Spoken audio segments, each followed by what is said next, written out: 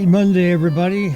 Another week begins, and it's time for News Talk on SantaCruzVoice.com. News Talk from 9 to noon. That's what we do here every weekday. Charles Freedman here. I'll be your host for the next 3 hours. Love to hear from you. 831-265-5050 is the telephone number. If you have something to contribute, I'd be delighted to take your call and listen to what you have to say.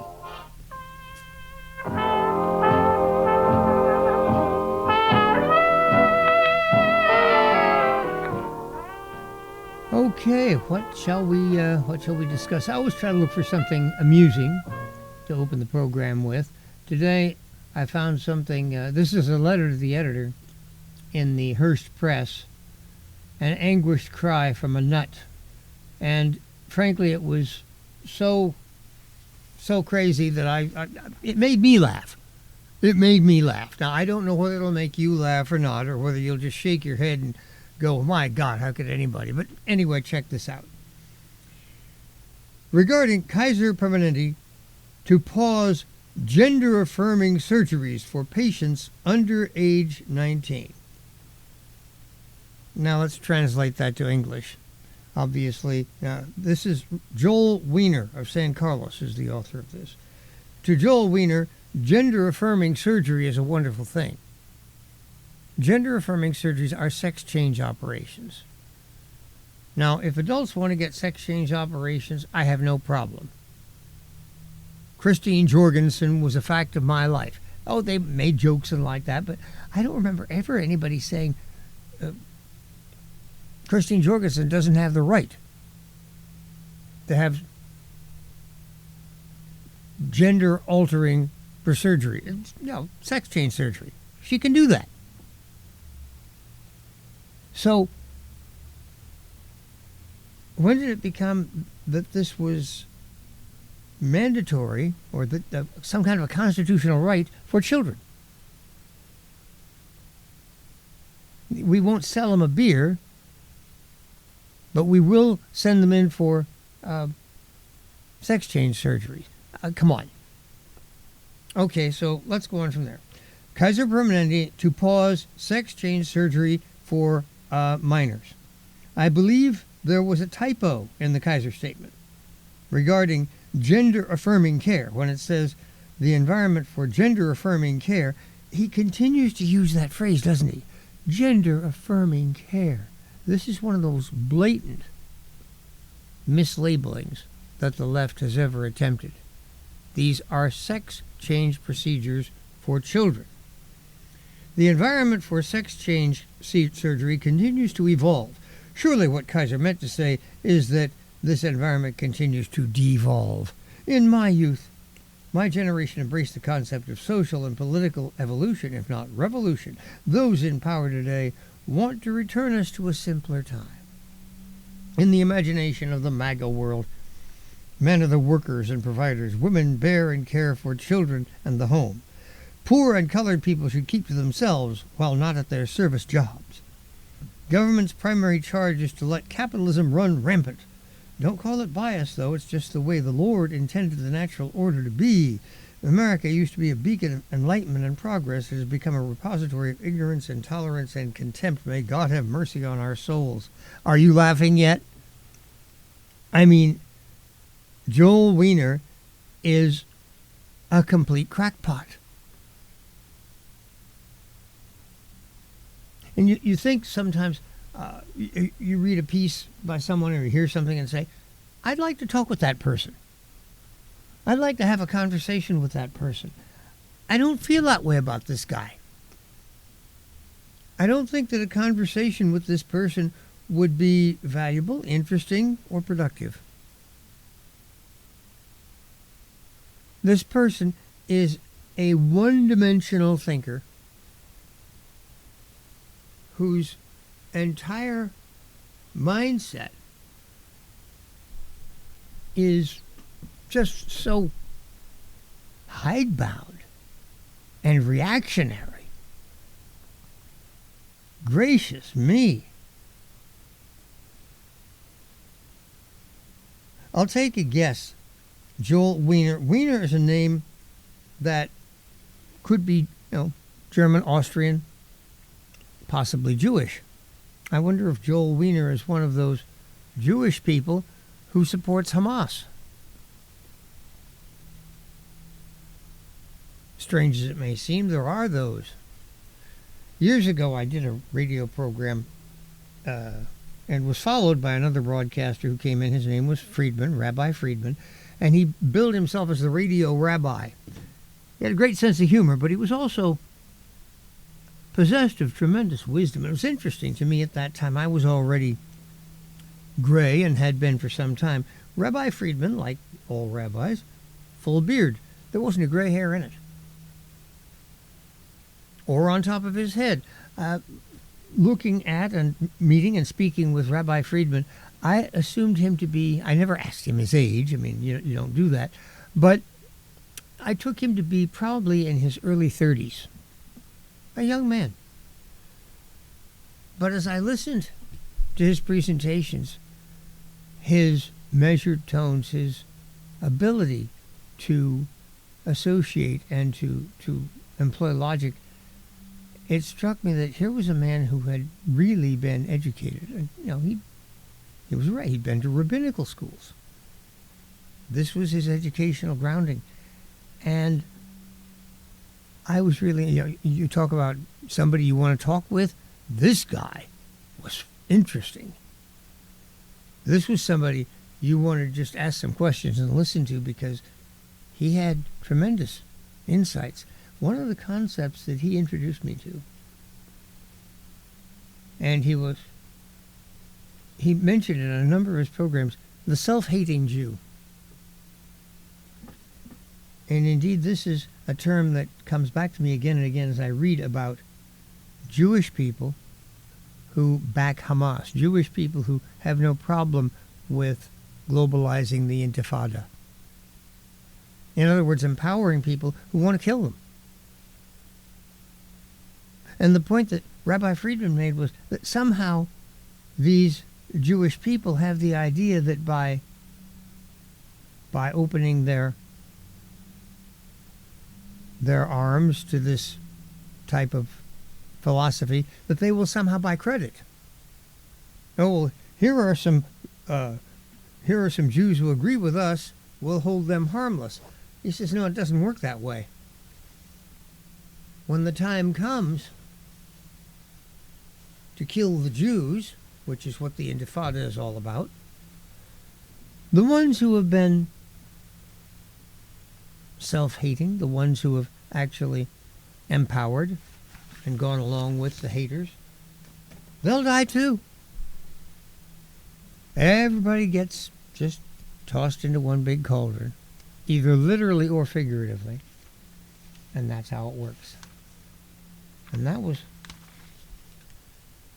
just part of what I thought I'd talk about today. I'm going to talk a little bit about anti-Semitism, because in my view, anti-Semitism is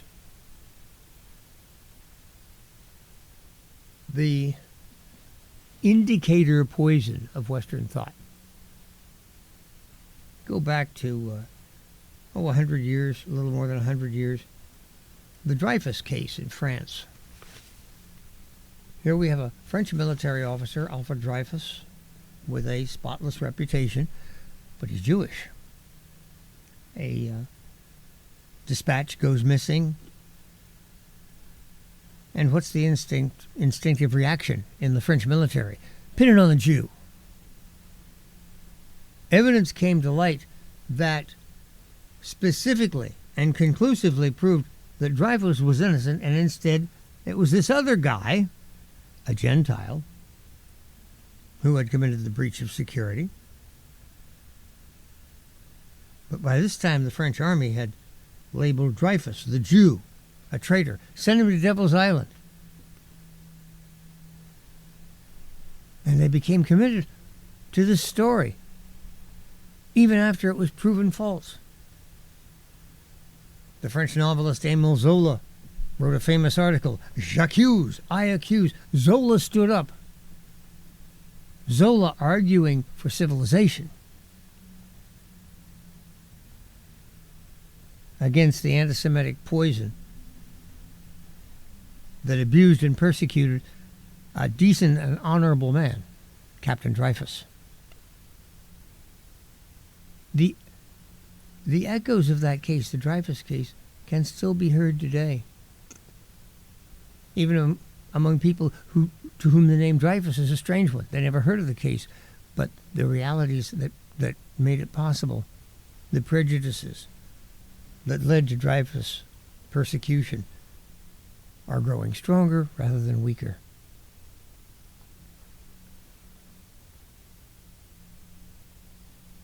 The anti-Semitism that victimized Dreyfus was waxing at that time, growing stronger. It finally manifested itself in the orgy of Jew hatred that placed Adolf Hitler at the head of the German government and enabled him to use the force of the German state first to persecute and then to attempt to exterminate the Jewish people. You look back at this, I wonder how many of the young people today going around wanting to globalize the Intifada, how many of Mahmoud Mamdami's, Zoran Mamdami's, that's the guy, Mahmoud was his father. I wonder how many of these young people even understand the Holocaust or the Dreyfus case or any of that. Because once again, as in the early part of the 20th century, the forces of anti-Semitism are no longer fading and receding. They are once again advancing. Alvin Rosenfeld is director of the Indiana University Institute for the Study of Contemporary Anti-Semitism. And he is noticing that anti-Semitism today is moving in to the political mainstream. An idea, a practice, which most of my life utterly marginalized. And to credibly accuse a person of peddling anti-Semitism, kiss of death. He begins by referencing one of the most, if not the most, admirable person in the world today. You've heard me talk about her many times, Ayaan Hirsi Ali. Now, she comes from Somalia. Grew up Muslim and was subjected to all of the practices that young girls growing up under Islam are subjected to. And she rebelled, and she left. First, she went to Holland, actually became a member of the Dutch Parliament. Then she came to the United States of America and became a naturalized U.S. citizen. She is an American by choice. She's intimately familiar with Islamist and anti-Israel extremism. Ayaan Hirsi Ali recently warned that a global purge of Jews is underway. It's an ideological insurgency with a clear goal: erase not just Israel from the river to the sea, but the Jewish people from the moral map. As Ali wrote in a recent essay, her words ring true in this new world where politicians refuse to denounce a global intifada. Kosher restaurants become targets, and lunatics shoot at Jews on the streets. The purge includes the vilification of Israel, the blacklisting of Jews and Israelis in various professions by the unlikely pairing of militant Islamism and revived Maoism. Together, their political credo of resistance and liberation declares that Jews are oppressors and must be driven out of polite society. This is the same thing that we heard 100 years ago. The evil Jew, the oppressive Jew, the overbearing Jew. In the meantime, these are people who are being persecuted, hounded into ghettos, ground underfoot, and yet they are oppressors. You have to take your head off to the anti-Semites. They have absolutely no shame and they certainly do not feel themselves bound by objective fact.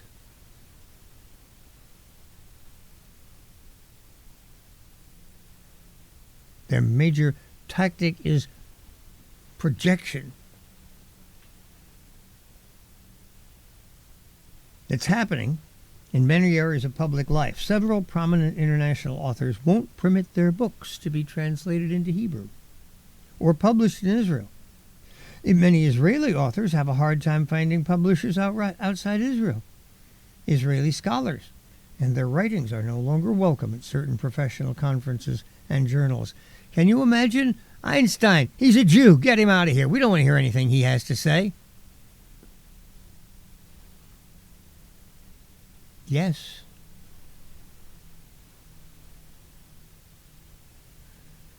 The exclusion also extends to Israelis participating in sports events, musical programs, art exhibitions, pride parades. Israeli and Jewish-owned restaurants have been protested, boycotted, and vandalized in Philadelphia, Miami, Brooklyn, Manhattan, Houston, Los Angeles, and as far as Athens and Melbourne. One New York restaurant owner trying to make sense of why his establishment was vandalized said, "It's not about Zionism or not Zionism. It's kosher food. In other words, it's Jewish. Therefore, it is a target." Whatever taboos once existed against open Jew hatred have given way to a newly felt liberty. Think about this. In the bad old days, there was no opprobrium against making, shall we say, stereotyping and bigoted remarks about black people. It was considered, part of the wallpaper. Nowadays, such remarks will get you shut down. Unless you're a stand-up comic, in which case you get some free license. I can understand that.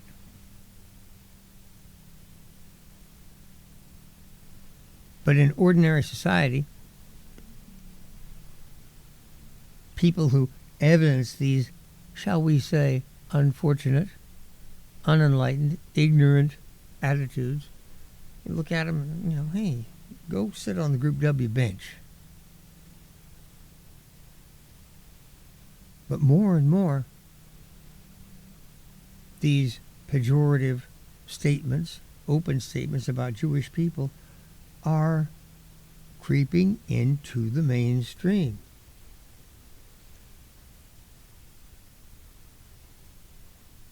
Whatever taboos once existed against open Jew hatred have given way to a newly felt liberty. Last August, prominent Belgian author Herman Brusselmans wrote in the Belgian magazine Humo, "I get so furious, I want to ram a sharp knife through the throat of every Jew I meet," supposedly in solidarity with Palestinians. Tried by a Belgian court for racism and incitement, he was acquitted on grounds of exercising free speech. Open Jew hatred. Before I go on, I'm a believer in free speech. If you want to go around saying things like this, I agree with this court. Sticks and stones break bones. Names, words.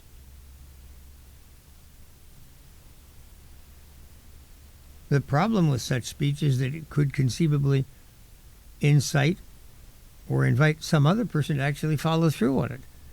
You go around running your mouth, and Unavaldo over here hears that and says, I guess maybe I ought to do that. So he goes out and commits an assault against a Jewish person. At that point, he's taken away by the police. He's guilty of a crime. And Mr. Brusselmans is laughing up his sleeve.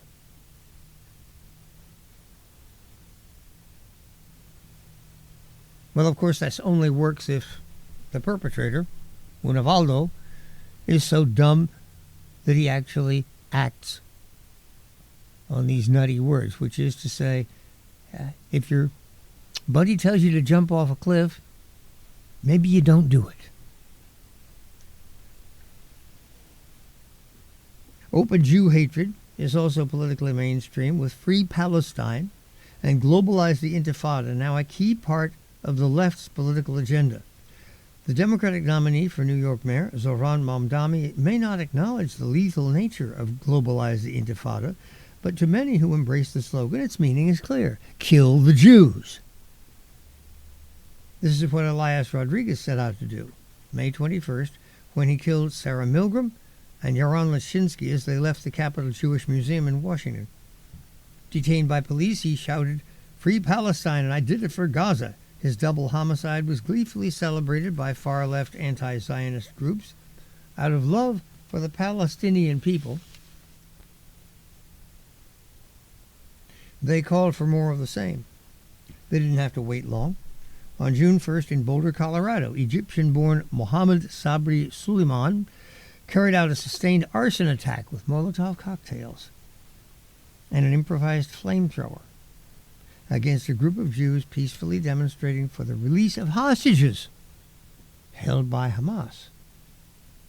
He allegedly yelled, "Free Palestine," as he set fire to his victims, including an 88-year-old Holocaust survivor and an 82-year-old woman who later succumbed to her wounds and died.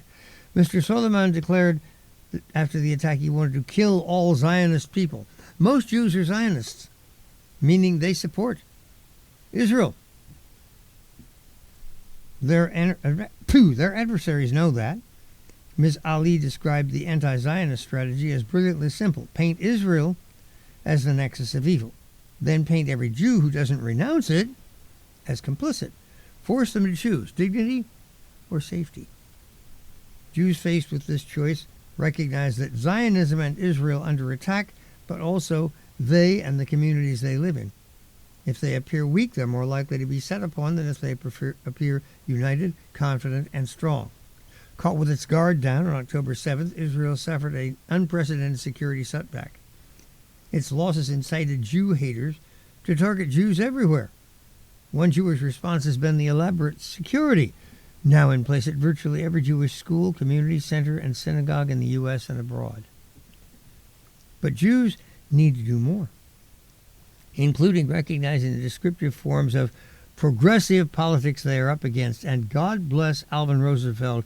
When he uses the word progressive here, he isolates it in quotation marks. He understands, he knows what we talked about last Friday, just in our last program, how these leftists, these anti-Semites, there is nothing progressive about them. They wrap themselves in that label because it's an attractive label. Progress. Good thing, onward and upward. But they are regressive. And Mr. Rosenfeld understands that, which is why you can't see quotation marks when I read to you, but they're there.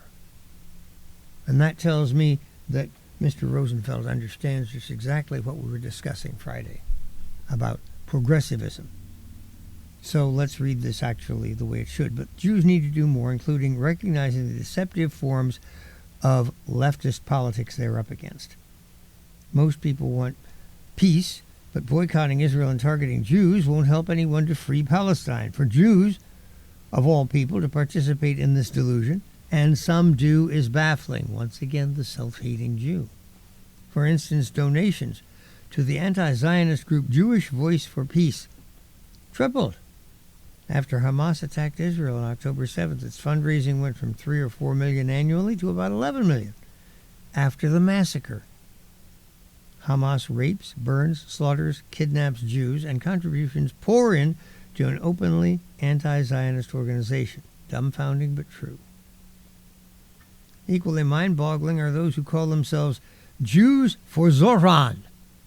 Mr. Mamdani is a longtime advocate of boycotting Israel. He refuses to recognize Israel as a Jewish state and has said that as elected mayor, he'll have Israeli prime minister arrested if he visits the city. Why would he do that? Has Netanyahu committed any crimes in the United States or New York? No, of course not. But he has been indicted by the International Criminal Court, the ICC.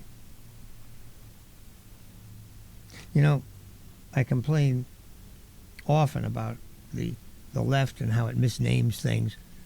Sex change operations become gender-affirming care. Leftist becomes progressive. The ICC, the International Criminal Court, is one example of something that is aptly named. The International Criminal Court is international. It is a court, and it is criminal. Zoran Mamdani recognizes its jurisdiction and its edicts.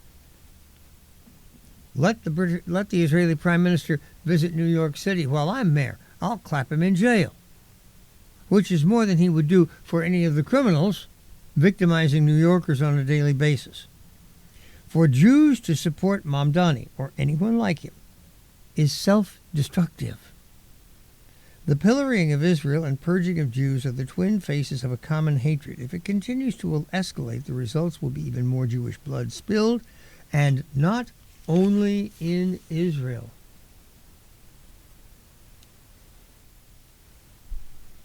How about a clear warning, ladies and gentlemen? And the idea of saying or thinking, well, gee, I'm not Jewish, so it's not my fight. Now, don't think that. Do not even go there. The fight against anti-Semitism is a fight of civilization. It was a fight waged by people like Churchill, by people like Roosevelt, and I mean both of them. William F. Buckley Jr., a great conservative leader. You know, at the time he emerged on the scene back in the 50s, anti-Semitism was still very much a presence on the American right. And when he launched his magazine, National Review, and began to go about the work of codifying just what it meant to be a conservative in 20th century America, Buckley made it absolutely clear that anti-Semitism had no place whatsoever.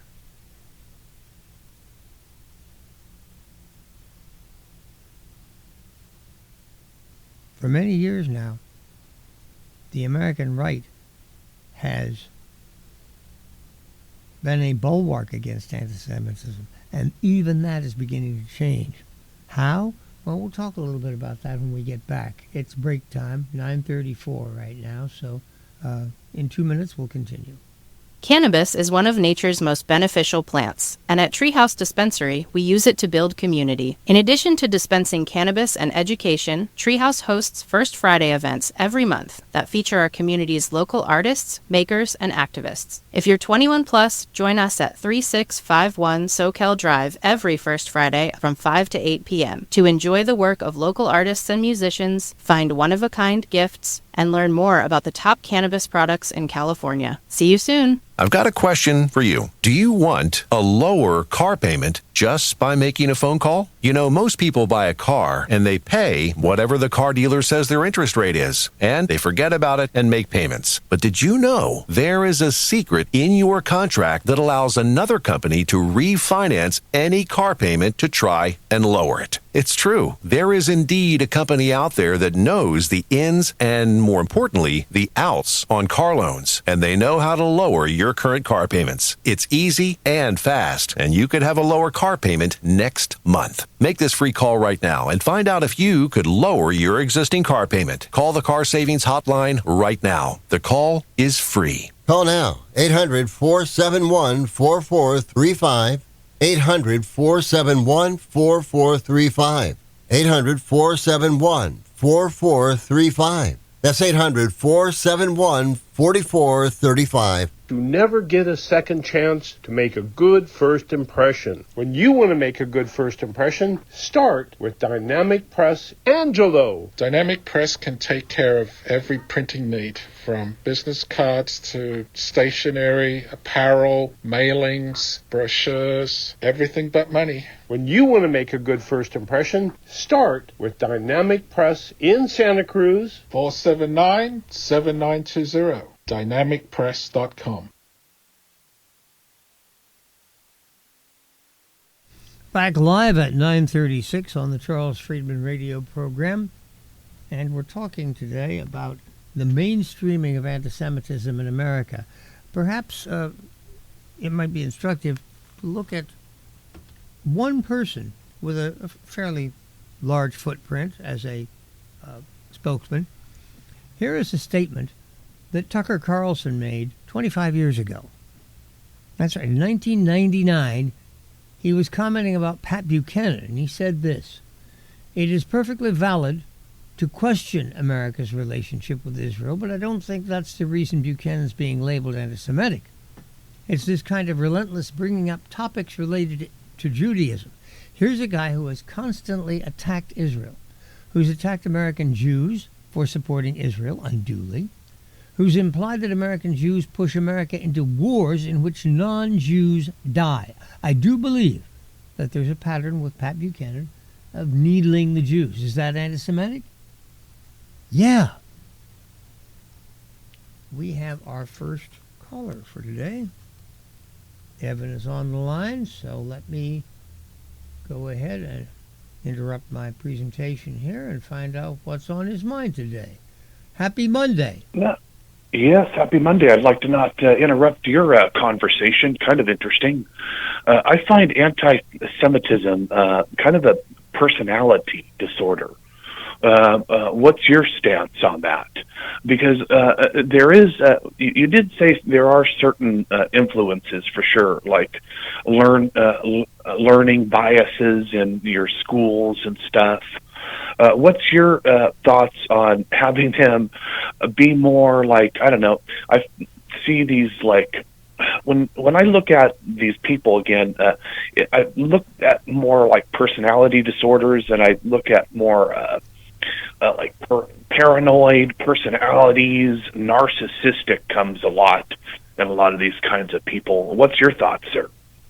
Well, that's a rather confusing presentation, but the idea that people would have the idea that looking down on, persecuting, otherwise disrespecting people other than oneself simply as a way of building oneself up, the narcissism idea, and that it's a personality disorder, the way to build oneself up is to tear other people down. I can see that, possibly to some extent, but the historical context of the Jews being a persecuted people that goes back to the beginning of human history. We talked about this just the other day. In the Jewish calendar, the year now is something like 5,700 and something. Jewish history goes back to the very origins of what we call civilization, when people first began to gather together in cities, when people first began to have the idea, hey, we can write, we can make written records of things.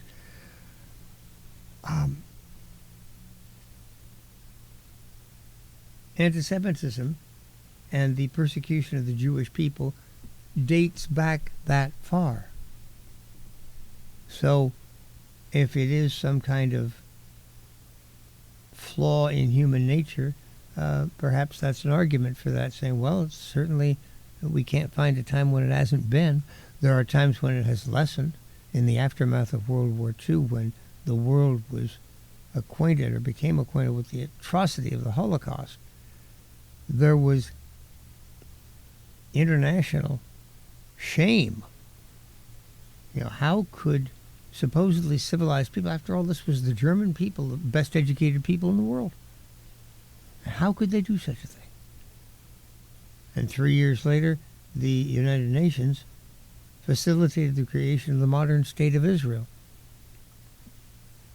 In Paul Johnson's book, Modern Times, Johnson alludes to this creation of the state of Israel, that it happened at a particular moment in time when the world was so appalled by what had been done that they momentarily dropped their habitual antipathy towards the Jewish people and were willing to enable the creation of a state where Jews could actually have one small sliver of land in the world that they could call theirs, and be safe within those borders.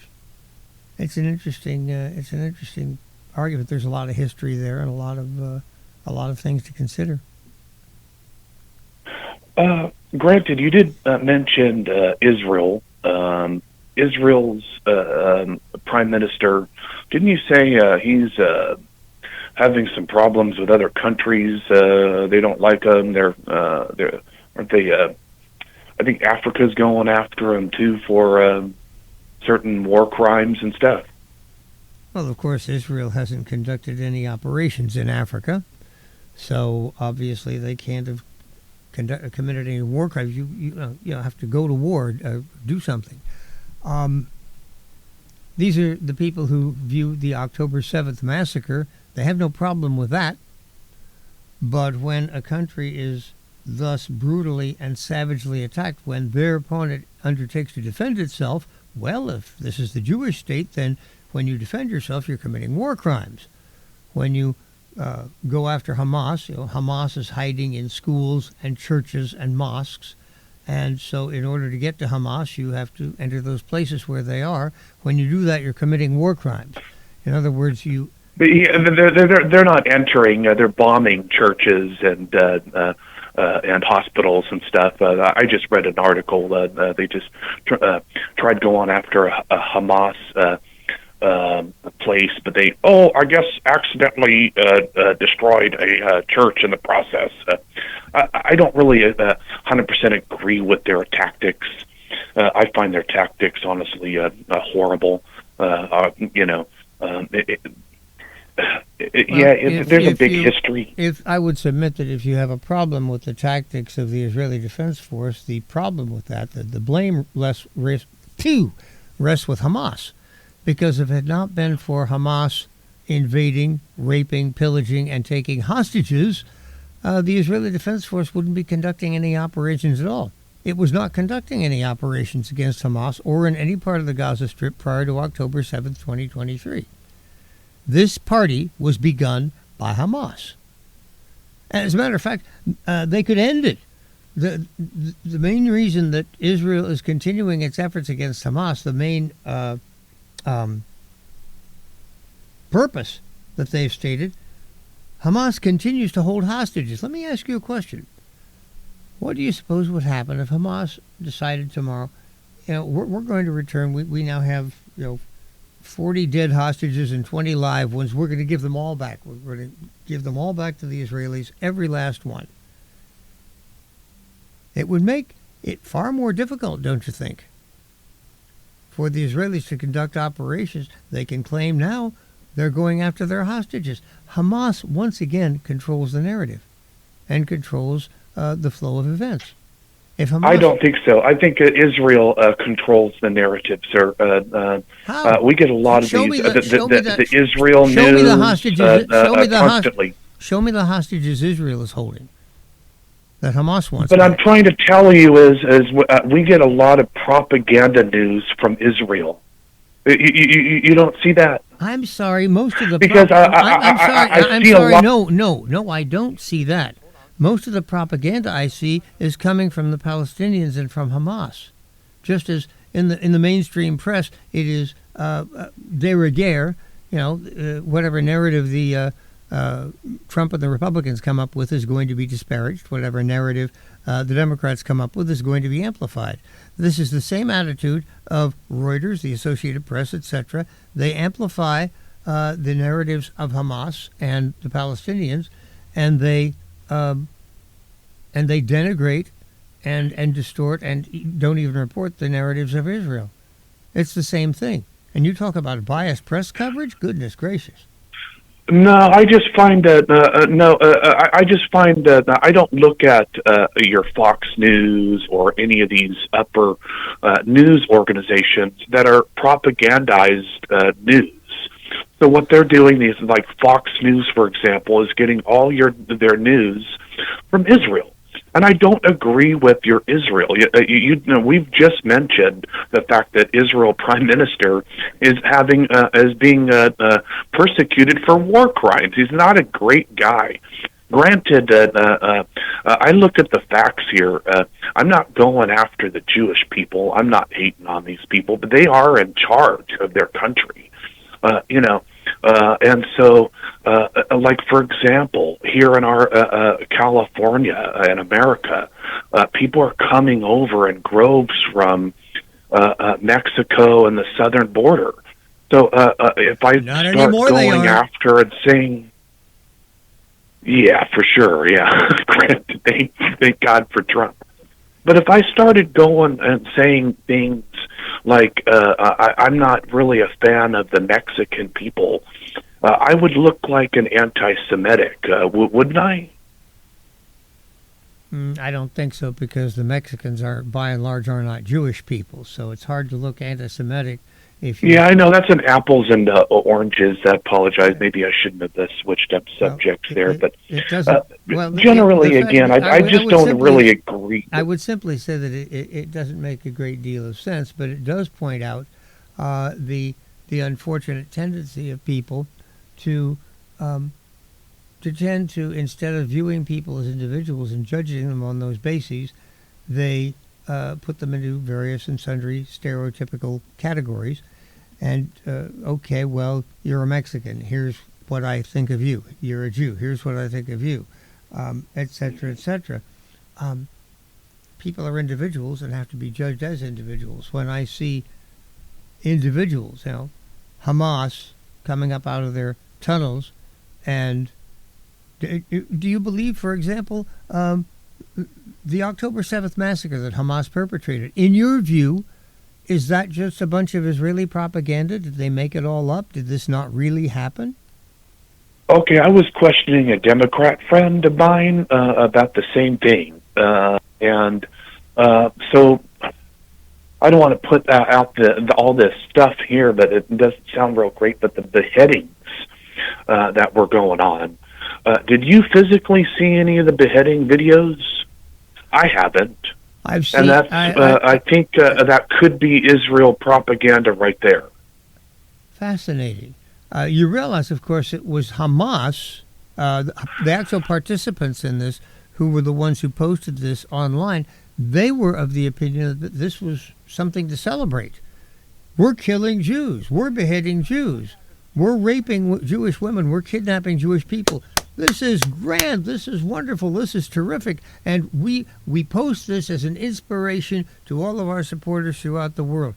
They were proud of this. Now, again, I'm going to ask you, do you believe that all of this didn't really happen, that it was made up, and that it's a Jewish conspiracy to smear innocent Hamas?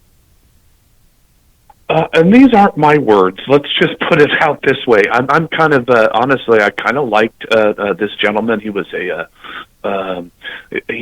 not answering my in question. Israel at the time. For some reason, you're not answering my question. I would like to ask you, do you believe that the massacre actually occurred, or was this a Jewish Israeli false flag? I haven't seen too much, honestly. Again, those beheadings that were that I guess happened was a huge thing. Yeah, there's some problems over there. I'm not Some very problems.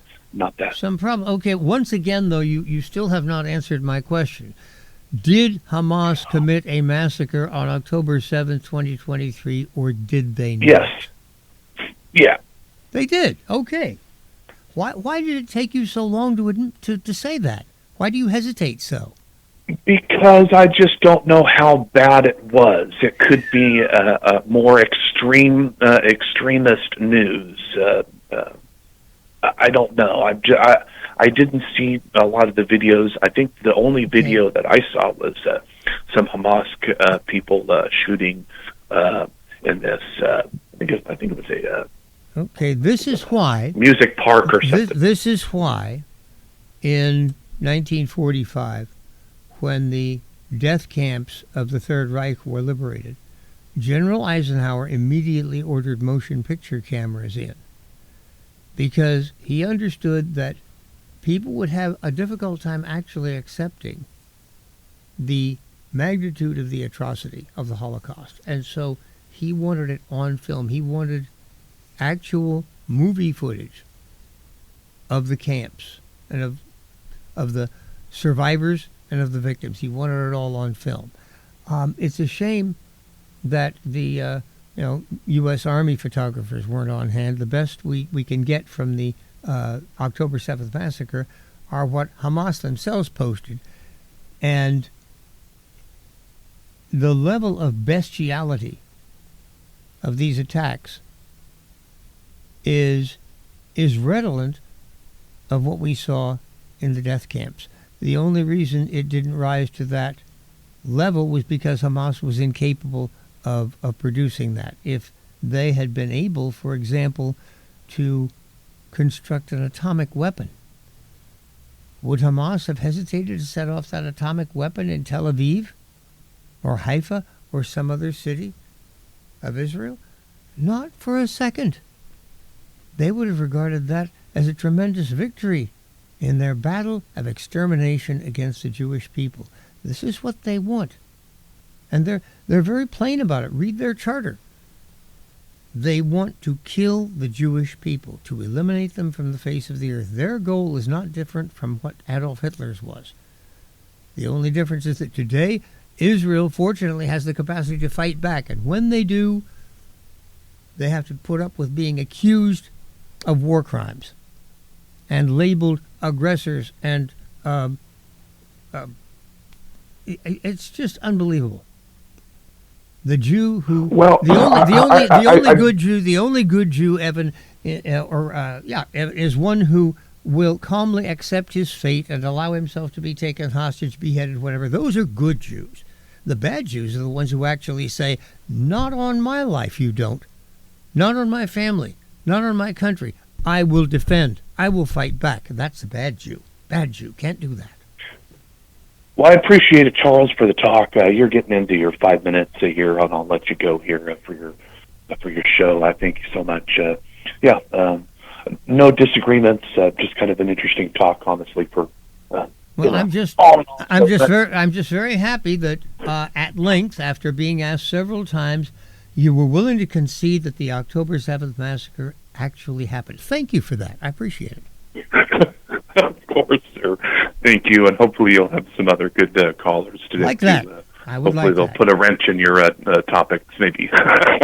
Appreciate it again. Thank you. Have a good one.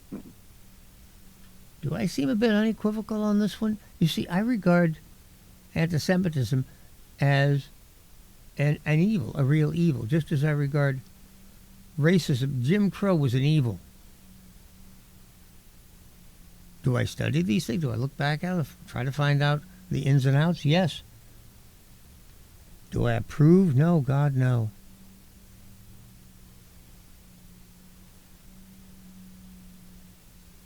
So, to my view, how do I say this? The program, I've often said, this is a political program. It's about politics. Politics. How do you define that? What makes an issue political? What is a political issue? A political matter is one on which people of goodwill and good information may reasonably disagree.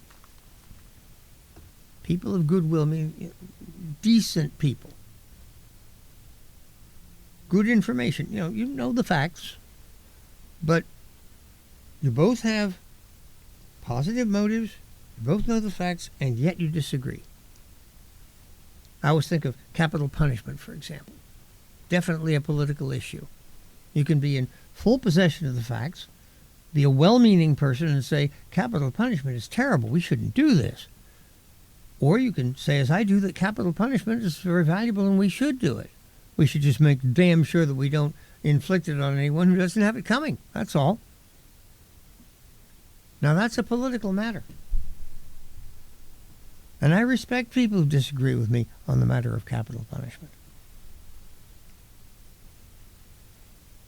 Anti-Semitism, to my view, is not political. I don't see that this is something that, decent people of good, I can say, anti-Semitism is a bad thing. Anti-Semitism is a good thing. No, it's not. No, it's not. the eternal, irrational hatred of the Jew is a bad thing. The unwillingness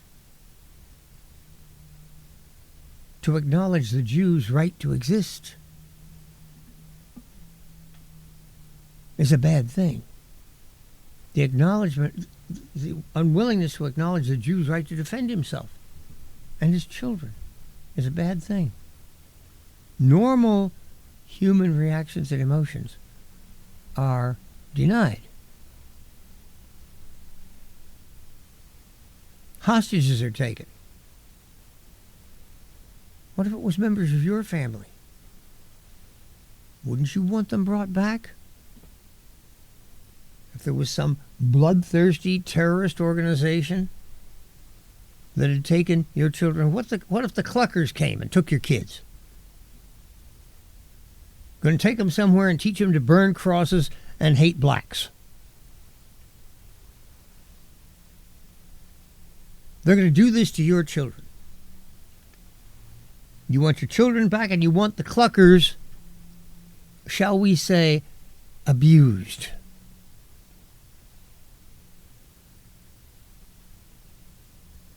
For what they did. Actions of this sort have consequences.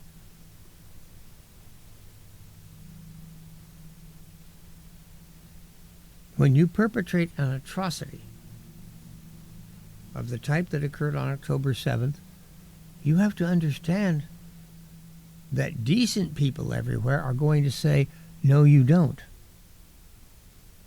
I think the most interesting thing I heard was, news reports that come out of the Middle East are biased in favor of Israel and the Jewish people. Wow!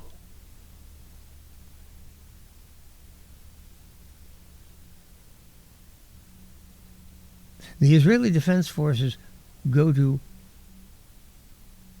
amazing lengths to prevent what in the collateral damage, injuries of innocents, not military targets.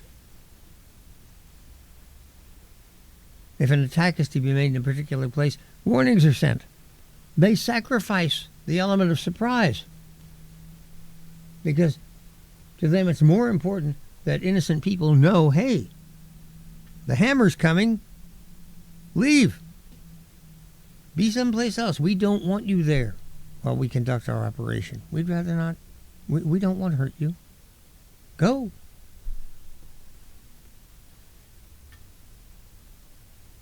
And for this forbearance, the Jewish state is accused of war crimes by the International Criminal Court. Once again, it is international, it is a court, and it is criminal. They are the criminals. The International Criminal Court is anti-Semitic, anti-Israel, and biased. There's where your bigotry is. It is 10 o'clock at santacruzvoice.com. Okay, you like country music? You like the Babylon Bee? Let's see here. Woke country songs from the Babylon Bee. We were going to pitch you some ideas for some woke country songs. You want to hear them? Yeah. Okay, you can pitch back some lyric ideas. I got friends in privileged places.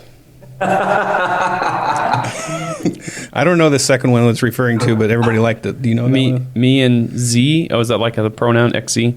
Oh, me and Z going vegan in the dark. I don't know what that's a reference to. All right, man, I feel like a person who bleeds. Oh God, that's the woman. Feel like a person who bleeds. Yeah, Shania. This is a good one. Can I read that? All my exes changed their sexes. Oh, God.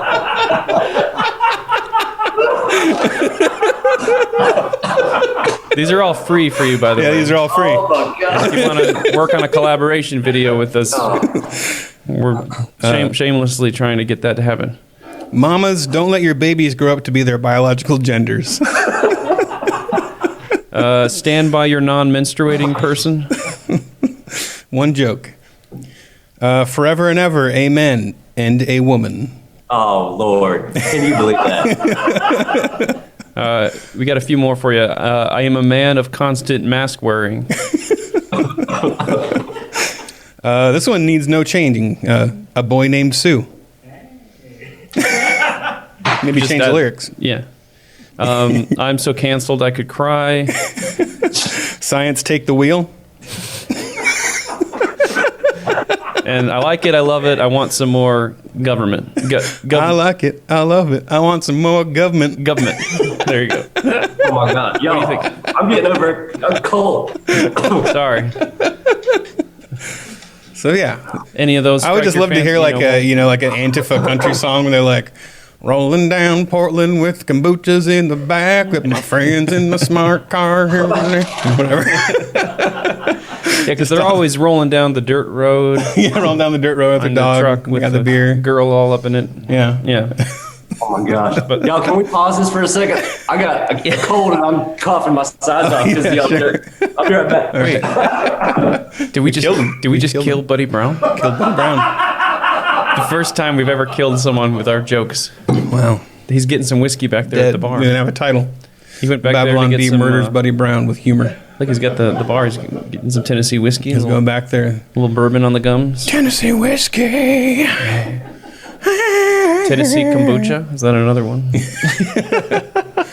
Crack open a can of kale. You know, I like kombucha. To me, it tastes like apple cider vinegar, basically. Just chugging that. It's gross. I question your masculinity. You question a lot about me. So the most millennial thing about me, buddy, is that I like. What are those movie posters on his wall? Yeah, I don't know. I see the open range. Is that Apocalypse or Armageddon? Dan, can you enhance? And on your screen, you can enhance. No, Maybe a football. Oh, my gosh, y'all.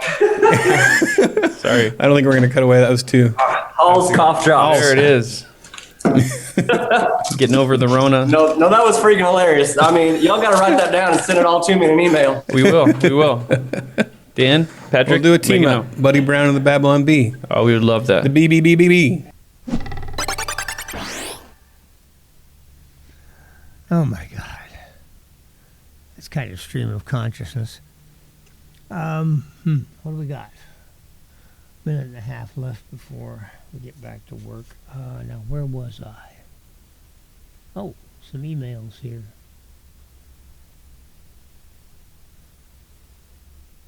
Uh-huh.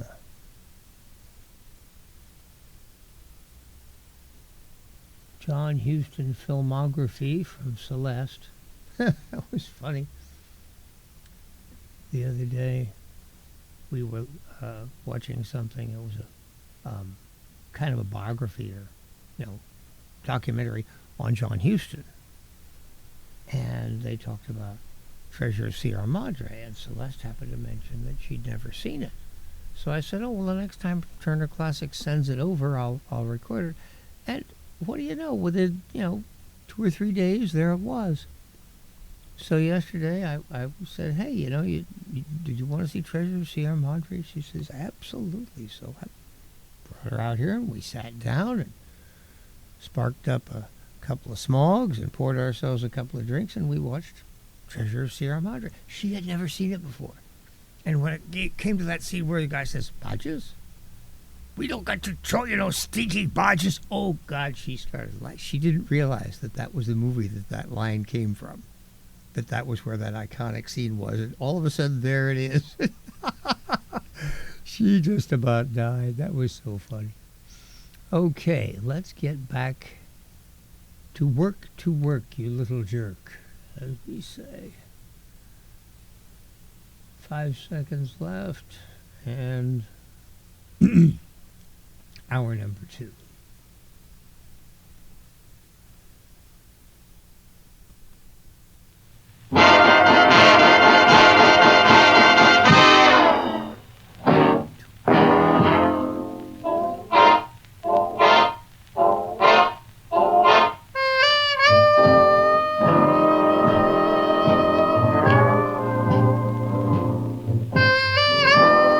Hour number 2 coming up.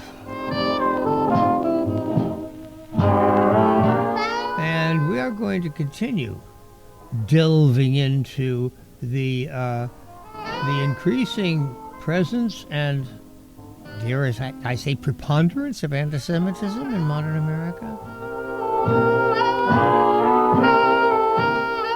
For that purpose, Evan's phone call was very valuable in that, here we see a manifestation of exactly what that means in terms of a person who's a news consumer. He thinks he's being subjected to a bunch of pro-Israeli propaganda when he reads the paper. And the pro-Israeli propaganda is telling him that the IDF just bombed a school or bombed a church. That's pro-Israeli propaganda. I'd hate to see what Hamas and the Palestinians and the International Criminal Court would say about them. Okay, we were moving on to an example here. Tucker Carlson, the evolution of Tucker Carlson. And before the hour ended, I read a short statement that Mr. Carlson made 25 years ago, in which he was talking about Pat Buchanan. Here's a guy who's constantly attacked Israel, attacked American Jews for supporting Israel, who's implied that American Jews push America into wars in which non-Jews die. I believe there's a pattern with Pat Buchanan of needling the Jews. Is that anti-Semitic? Yeah. That was Tucker Carlson 25 years ago. Now in in 2023, Tucker Carlson was fired from the Fox News channel. So since that time, I think his association with Fox and Fox News channel is, they have a zero tolerance policy for anti-Semitism.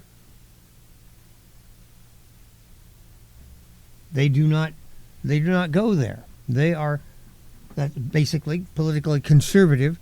Part of modern conservatism is an intolerance for anti-Semitism. So since leaving Fox in 2023, Tucker Carlson has been going deeper and deeper into the fever swamps. Conspiracy theories. Guests on the popular self-produced Tucker Carlson show have included Naomi Wolf, who claims that certain clouds are in fact geoengineered skies, and Alex Jones, the vaudevillain mountebank whose most monstrous lie, that the 2012 Sandy Hook school massacre was a false flag operation perpetrated by the government to confiscate guns, cost him hundreds of millions of dollars in civil damages. At a live taping of the show last September, during which Jones asserted that, get a load of this now, quote, the globalists are making aliens by mixing humans and other animals and insects and plants. They gestate them and use cow uteruses to grow them. Unquote.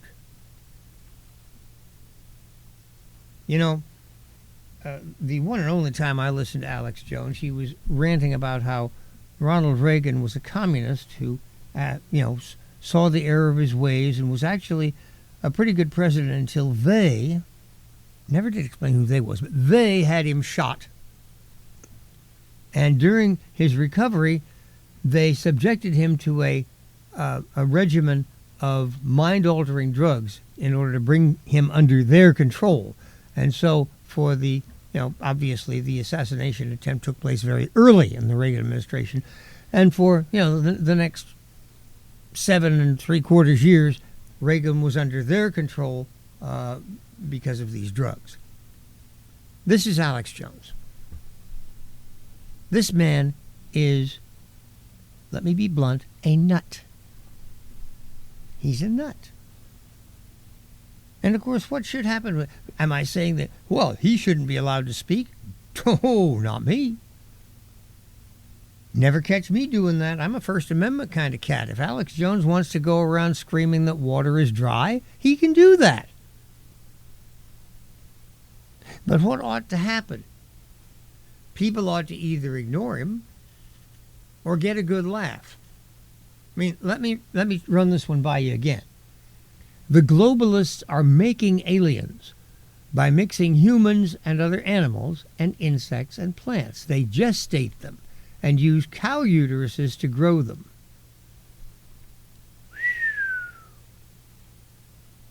Tucker Carlson lauded Jones for being vindicated on everything. In recent months, Tucker Carlson has focused his skeptical eye on a more prosaic conspiracy: the machinations of the State of Israel, and what Pat Buchanan once infamously called its Amen Corner in the United States. On June 18th, 4 days before President Trump ordered the U.S. military to bomb Iran's nuclear sites, Tucker Carlson aired an interview with Republican Senator Ted Cruz that addressed America's potential involvement. While the clip that earned the most attention featured Carlson expressing pseudo-shock at Cruz for not knowing Iran's population, the crux of their conversation concerned Israel and the political influence of its American supporters. Prefacing his interrogation with the proviso that he was acting on behalf not simply of myself but of my many Jewish friends. Wow, where have I heard that one before? Carlson repeatedly pressed Cruz on alleged Israeli espionage in the United States without mentioning any specific instances of it, rejected the theological basis of some Christians' support for Israel, and demanded to know why AIPAC has not been forced to register as a foreign lobby. When Cruz remarked on Carlson's obsession with Israel, Carlson was indignant, claiming that he was obsessed claiming that he was the... Pardon me. Let me try that again. When Cruz remarked on Carlson's obsession with Israel, Carlson was indignant, denying that he was thus obsessed 7 times over the course of a 2-hour debate. Far from being obsessed, Carlson insisted he'd prefer not to discuss the subject at all. I don't even like talking about Israel, he complained in the middle of an interview that touched on little else. As to Cruz's observation that he had a malignant interest in the Jews, Carlson angrily replied he was just asking questions. Now, the one thing in here that I would like to mention, alleged Jewish espionage or Israeli espionage in the United States. Yes, Israel has carried on spying in the United States. The United States has spies in Israel. For years, our tightest relationship in the world has been with the United Kingdom. We spy on the UK and they spy on us. Spying is about attempting to gather information, and even allies want to know what each other are thinking behind the scenes. So I'll stipulate Israel conducts espionage in the United States, and I have no problem with that. The only thing I worry about is, are we as effective at carrying out espionage there as they are at carrying it out here? That's another question. A survey of Carlson's programming, excuse me, and rhetoric over the past several years makes abundantly clear that he is very much obsessed with Israel and the Jews. Carlson has devoted more and more time and attention to the Jewish state, which he portrays in a uniformly negative light, than to any other country in the world. He suggested that Israel and its agents have been behind everything from the Kennedy assassination to the promotion of white genocide, to deceased financier Jeffrey Epstein's supposed entrapment of the world's most powerful men via trafficking underage girls. To listen to Carlson's show is to come away with the impression that Adolf Hitler was misunderstood, that Israel is a country systemically murdering Christians, and that American Jews compose a bloodthirsty fifth column bent on conscripting their Gentile countrymen to fight Israel's wars. Carlson's obsession first manifested itself while he was still on Fox in the way he spoke about the Jewish president of Ukraine, Volodymyr Zelensky. No foreign leader, with the possible exception of Prime Minister Netanyahu, has been subjected to much of Carlson's vitriol. During Zelensky's visit to Washington, December 2022, Carlson asserted that the wartime leader, who has worn military-style attire since the Russian invasion of his country in solidarity with soldiers under his command, arrived at the White House dressed like a manager of a strip club and started to demand money. The following June, on the premiere episode of the first post-Fox show, Tucker on Twitter, freed from the constraints imposed on him by Fox, Carlson told us what he really thinks. Zelensky, he said, is sweaty and rat-like, a comedian turned oligarch, a persecutor of Christians, a friend of BlackRock. if the purpose of negatively associating Zelensky with an American investment firm whose CEO happens to be Jewish wasn't clear, Zelensky also called him shifty. The only thing missing from this riff, which sounded like something one might have heard in the locker room of a restricted country club in 1953, was a barb about the size of Zelensky's nose. Carlson's slews against Zelensky constitute his crudest public remarks about Jews. He's too clever and restrained to descend into full-blown anti-Semitic tirades, a la Mel Gibson, of Jews are responsible for all the wars in the world fame. Carlson has not sunk to the level of his ally Candace Owens, who has called Judaism a pedophile-centric religion that believes in demons and child sacrifice. Or Kanye West, several of whose anti-Semitic statements Carlson edited out of a 2-hour interview he conducted with the performer while still at Fox. Carlson disguises his obsession with innuendo. A major theme is the dubious loyalty of American Jews. 2.5 months after the October 7th massacre, populist pundit Sagar Enjeti, a former employee of Carlson's Daily Caller and a sort of Tucker in training, asked Carlson to explain why Ben Shapiro, an Orthodox Jew, and other conservative commentators have a literal allegiance to Ukraine and Israel, and why so many of these people don't seem to have the same level of actual care for American citizens. Wow. Such interlopers, Carlson answered, don't care about the country at all. They're focused on a conflict in a foreign country as their own country because it becomes dangerously unstable. Carlson then contrasted Shapiro's questionable lineage to his own unassailable rootedness. Unlike Shapiro, I have no choice but to protect America. I am here. My family's been here hundreds of years. I plan to stay here. I'm shocked by how little they care about the country. Good Lord. We came over on the Mayflower. Yeah, big deal. Doesn't keep you from being a commie. Earlier this year, in an interview with Kurt... No, I wasn't interfering to anybody specifically there, but my point is that there are plenty of people in this country today who can trace their ancestry back, Yankee New Englanders who in today's politics are supporters of Elizabeth Warren. And that's a fact.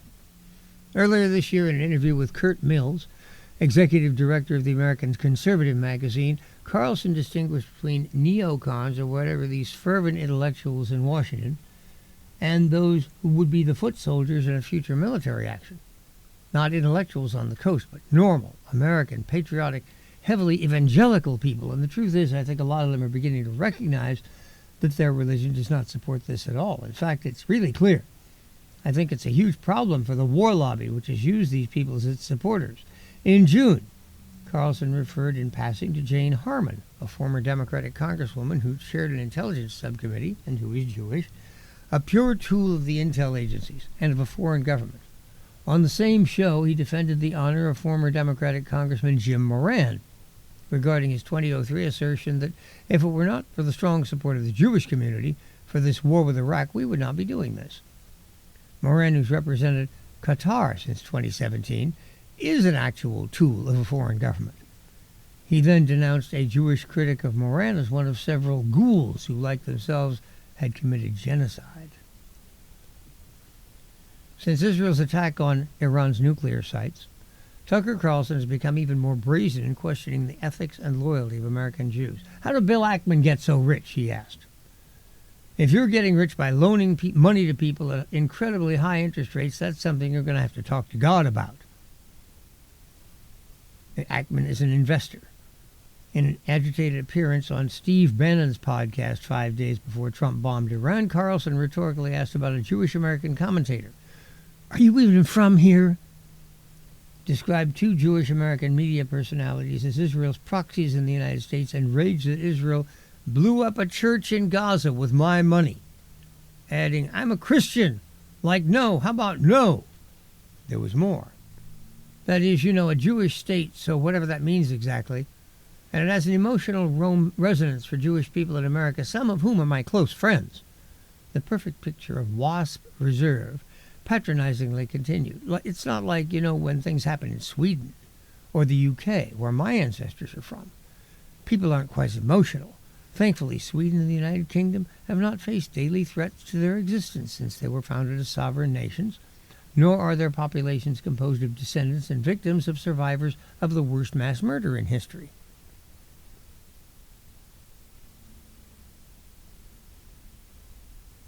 The Jewish experience in the 20th century was unimaginable. To have a significant portion of your population exterminated, and the clear intention, finish the job. And when you run into somebody like Hamas, whose stated goal is finishing the job,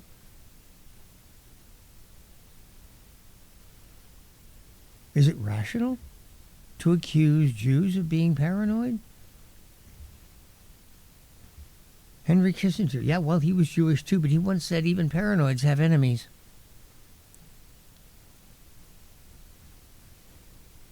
Jews are not being paranoid. They face a world in which a significant portion of its population want them dead.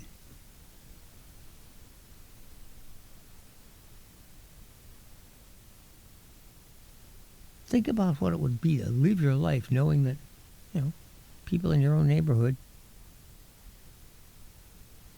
were your mortal enemies. I can't imagine it. I really can't. I'm just a total Pollyanna when it comes to something like that. What do? Barricade your doors? Buy guns? But here we're not talking about individuals in a neighborhood. We're talking about a nation of human beings.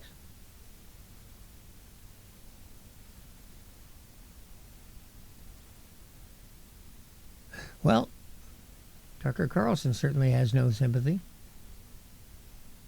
Another way he manifests his preoccupation with Jews is through the selection of his guests. The Tucker Carlson Show is a weekly confirmation of horseshoe theory, according to which the far right and far left have more in common with each other than either of them has with the center. This is something, he says horseshoe theory. I've never thought it was a horseshoe before. I think it was a circle, a complete, round, in which at some point the far right and far left actually connect. Hitler is regarded as far right. Stalin as far left. Both of them were utter autocrats who ran police states and persecuted minorities and set up concentration camps for their political and class enemies and racial enemies. And we're told, they're very different. One's a right-winger, one's a left-winger. Well, Hitler was head of the National Socialist German Workers' Party. Stalin was head of the Union of Soviet Socialist Republics. Seems to me there's a commonality there. Hitler and Stalin were both socialists. The socialism they practiced was not the same as the socialism of, say, Bernie Sanders. Or is it? Sanders has never actually been in power.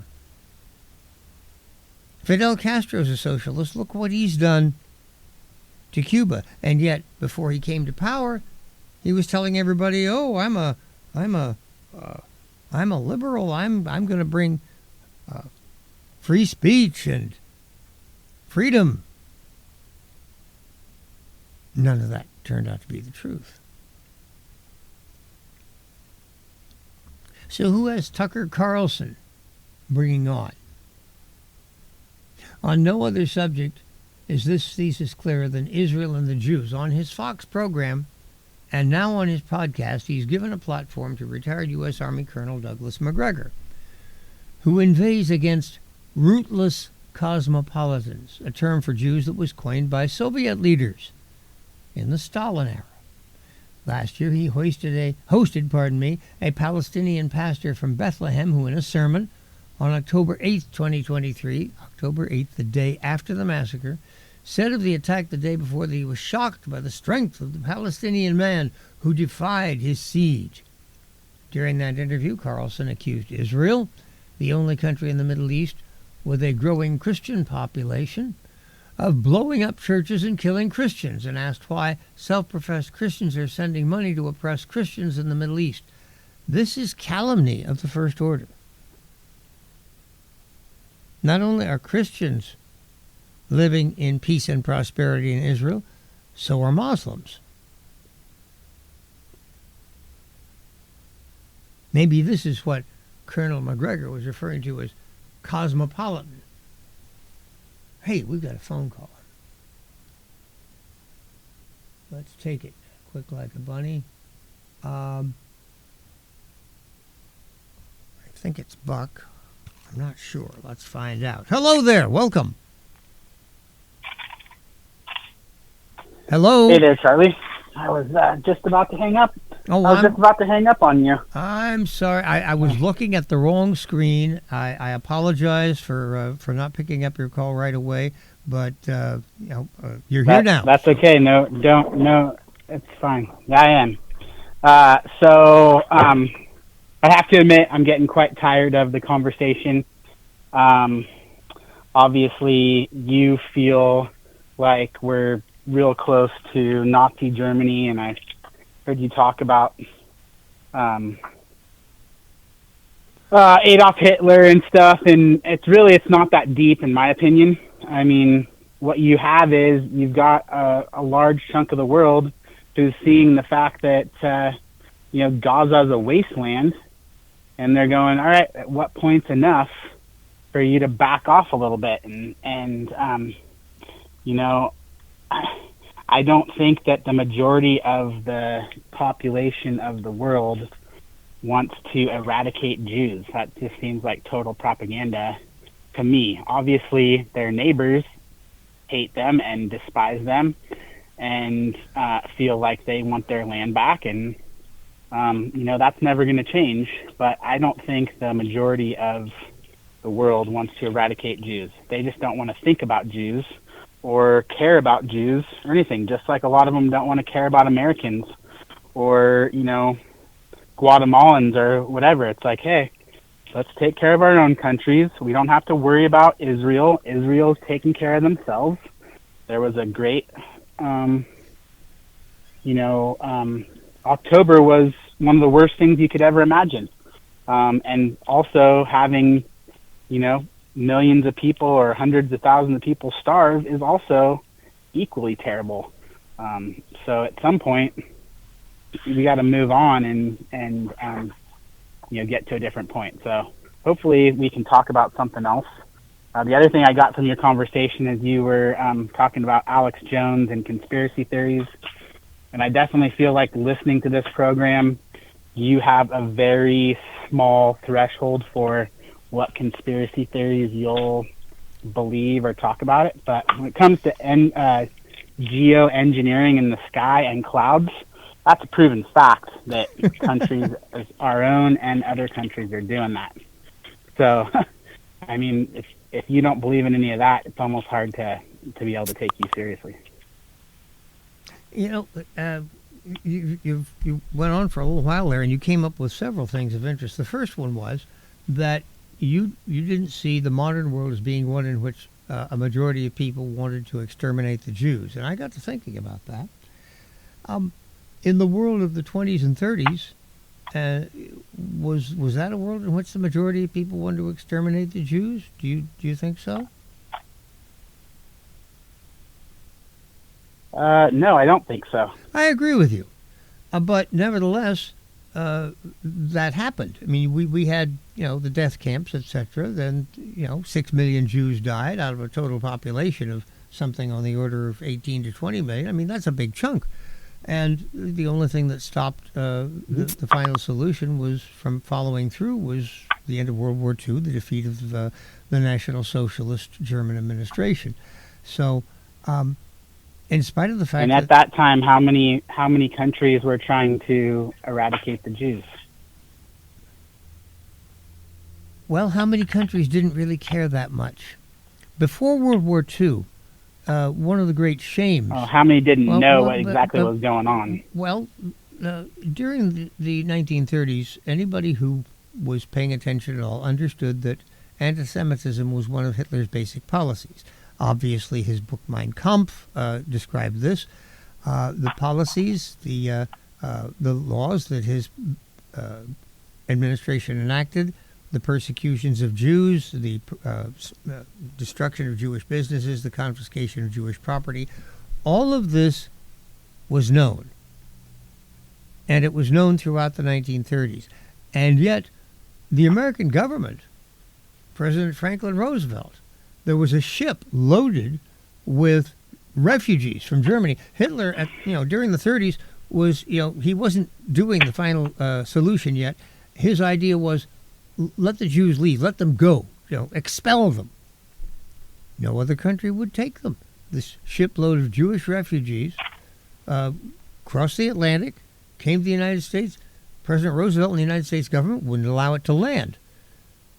Eventually, it had to cross back to Europe. Presently, the war began, and most of the people who had been on that ship and who had been actually looking out the porthole at America, most of them wound up dying in concentration camps. So the point I'm making here is that, and obviously President Roosevelt wasn't interested in killing Jews. That wasn't his focus. But the idea that by not caring, we enable, and that anti-Semitism is truly the oldest and most poisonous doctrine of humanity. And for that reason, I shine a light on it, and I fight it, and I call attention to it. You began by saying that I thought that it was going to be Hitler and the Third Reich all over again here in America. No, I don't think that. Although if people like Zoran Mamdani and Bernie Sanders get into power, we could move in that direction, because these people obviously have no sympathy for either the Israeli state or the Jewish people. And again, how far do you have to go before you enable the people who actually do want to exterminate them? It's not a matter of taking active part. If you fail to oppose Hamas, you're not on the right side. But who is taking the side of Hamas? Like, what governments are Hamas, like, we're taking the point of Hamas? Or how many governments are taking the point of there's Palestinian people who are not Hamas? Well, Iran, of course, has taken the part of Hamas, and well, why aren't we obliterating them? Well, actually, we blew up their nuclear facilities, but Iran is still... We didn't kill people. We didn't kill millions of people, hundreds of thousands of people. We took out their ability to have a huge bomb that would kill someone in one shot. Yeah, exactly. And this is, for example, what Israel attempts to do when it's fighting Hamas. They are not targeting innocent Palestinians or Gazans. They are targeting Hamas. But Hamas's tactic, of course they are. Hamas's tactic is to hide among those people, using them as human shields. Just the way the bank robber grabs some innocent woman, wraps her around himself, and says, now you can't shoot me, otherwise you'll be shooting the old lady. Is that a get out of jail free card? Do you then say, oh, well, okay, Mr. Criminal, you can go now because we don't... No, you have to find some way of getting around the old lady and taking out the criminal. That's your job. And in times of war, this leads to tragedies. Every innocent Palestinian who's been killed in this war is a victim of Hamas. Of course they are. But at a certain point, you have to dial it back to say, okay, now, at what point is enough enough? And, okay, and I can answer what that. You're saying is when the point is for you is going to be when the river to the sea only has Jews. No. I earlier in the program, I don't know if you've listened to it all or not, but I said that no, I didn't. Hamas could make a great difference. They're still holding hostages. They took October 7th. And Israel has made it clear, we are fighting to get our hostages back. Here's a what if for you. What if tomorrow Hamas handed over their hostages? Said, okay, we're not going to do this. Here are your hostages. They can't do that. Why not? Because then they're smoked. How? At that point, it would be virtually impossible for Israel to continue their operation against Hamas. Even in Israel, and remember, Israel's a democracy. Israel isn't like Iran or someplace like that. In Israel, public opinion matters. If Hamas were to hand over the hostages, the Israeli people would celebrate and they would say, okay, now we can stop this brutality. The smartest thing Hamas could do would be to hand over the hostages, but I'll tell you one thing, over the years, Hamas, and the Iranians for that matter, have never impressed me as being all that bright. What was it? Well, they're not going to do it. That's just the bottom line. They're not going to surrender. Well, they're never going to surrender, and they're going to continue to shed bad light on the Israelis, and the Israelis are still going to keep fighting their fight, and it's not going to end, and it hasn't ended for thousands of years, and it's not going to end anytime soon. And people are going to continue to die, and what they should do is just sweep everybody out of there, make that a complete war zone, and have nobody there. It's done. It's a Chernobyl. Are you talking about Gaza, or are you talking about the entire Israeli nation? I'm talking about Gaza. Jeez. Yeah. Oh, well, Mr. In your opinion, everybody that calls or thinks about it wants the Israelis to die. It's not true, Charlie. No, I don't think that at all. I was just asking you a question because I didn't know. You made a statement. It was unclear to me, so I asked you. You answered me, so now I understand what you're talking about. Yeah. I was about to mention President Trump has made noises about, well, why don't we, clear all those people out of Gaza and turn it into a, Las Vegas on the Mediterranean. Frankly, I think that's a great idea. No, it can never be. It can never be that. It will never be that, because you know what? It'll just be a constant deathbed of people who are not Palestinians who will die forever, for centuries. It's literally, you can't have anything there. You either have them live there and you try and have Hamas gone, or it's a wasteland. Oh, well, if that's chance. If that's the case, then I'm sorry. That's a rather gloom and doom type of outlook. But frankly, I agree with you that Mr. Trump's solution was rather unrealistic and unworkable. So the people who live in Gaza will probably continue to live there. You mentioned that Gaza was wrecked. Gaza was wrecked before October 7th. 20 years of Hamas administration had reduced Gaza to a state of absolute penury, in which the people there existed only for the purpose of aiding the, dig this tunnel, or here, make gunpowder, make a grenade. The Israelis should never have left and gave it up. They should have occupied it forever. Wow. Then they would just have little wars instead of a huge war. And they would actually be somewhere livable. Now, it's rubble. That is, you're the first person I've heard suggest that, and as you suggested, and I think about it, you could be right about that. I understand why the Israelis did what they did back in 2005.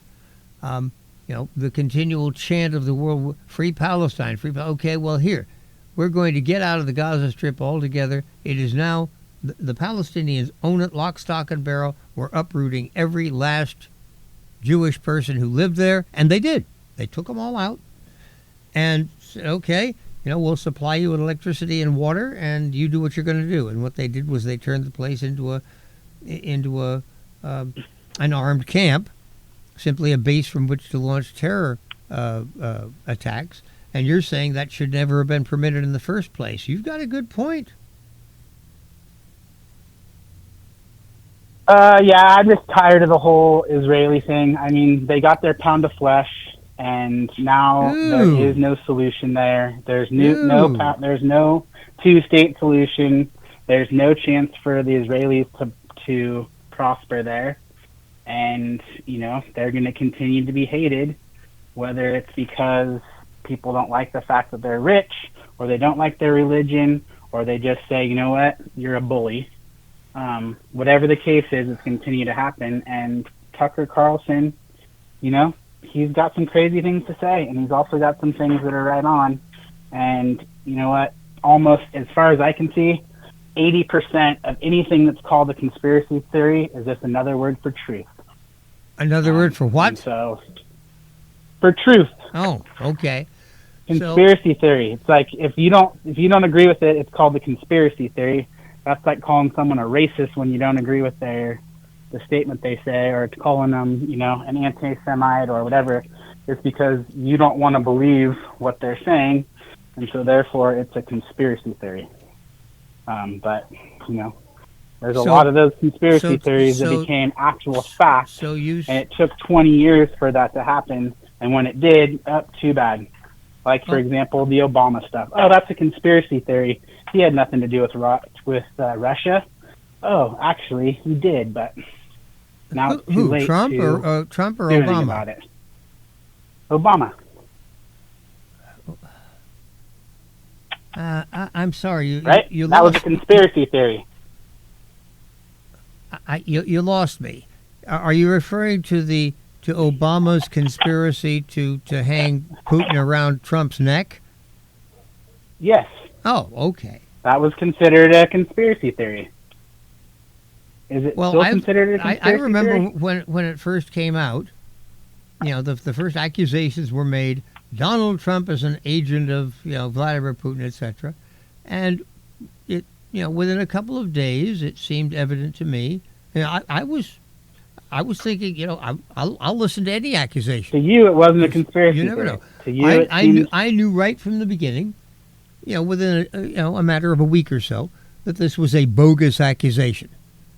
And at that point, if you want to use the words conspiracy theory, fine. I'm perfectly happy with them.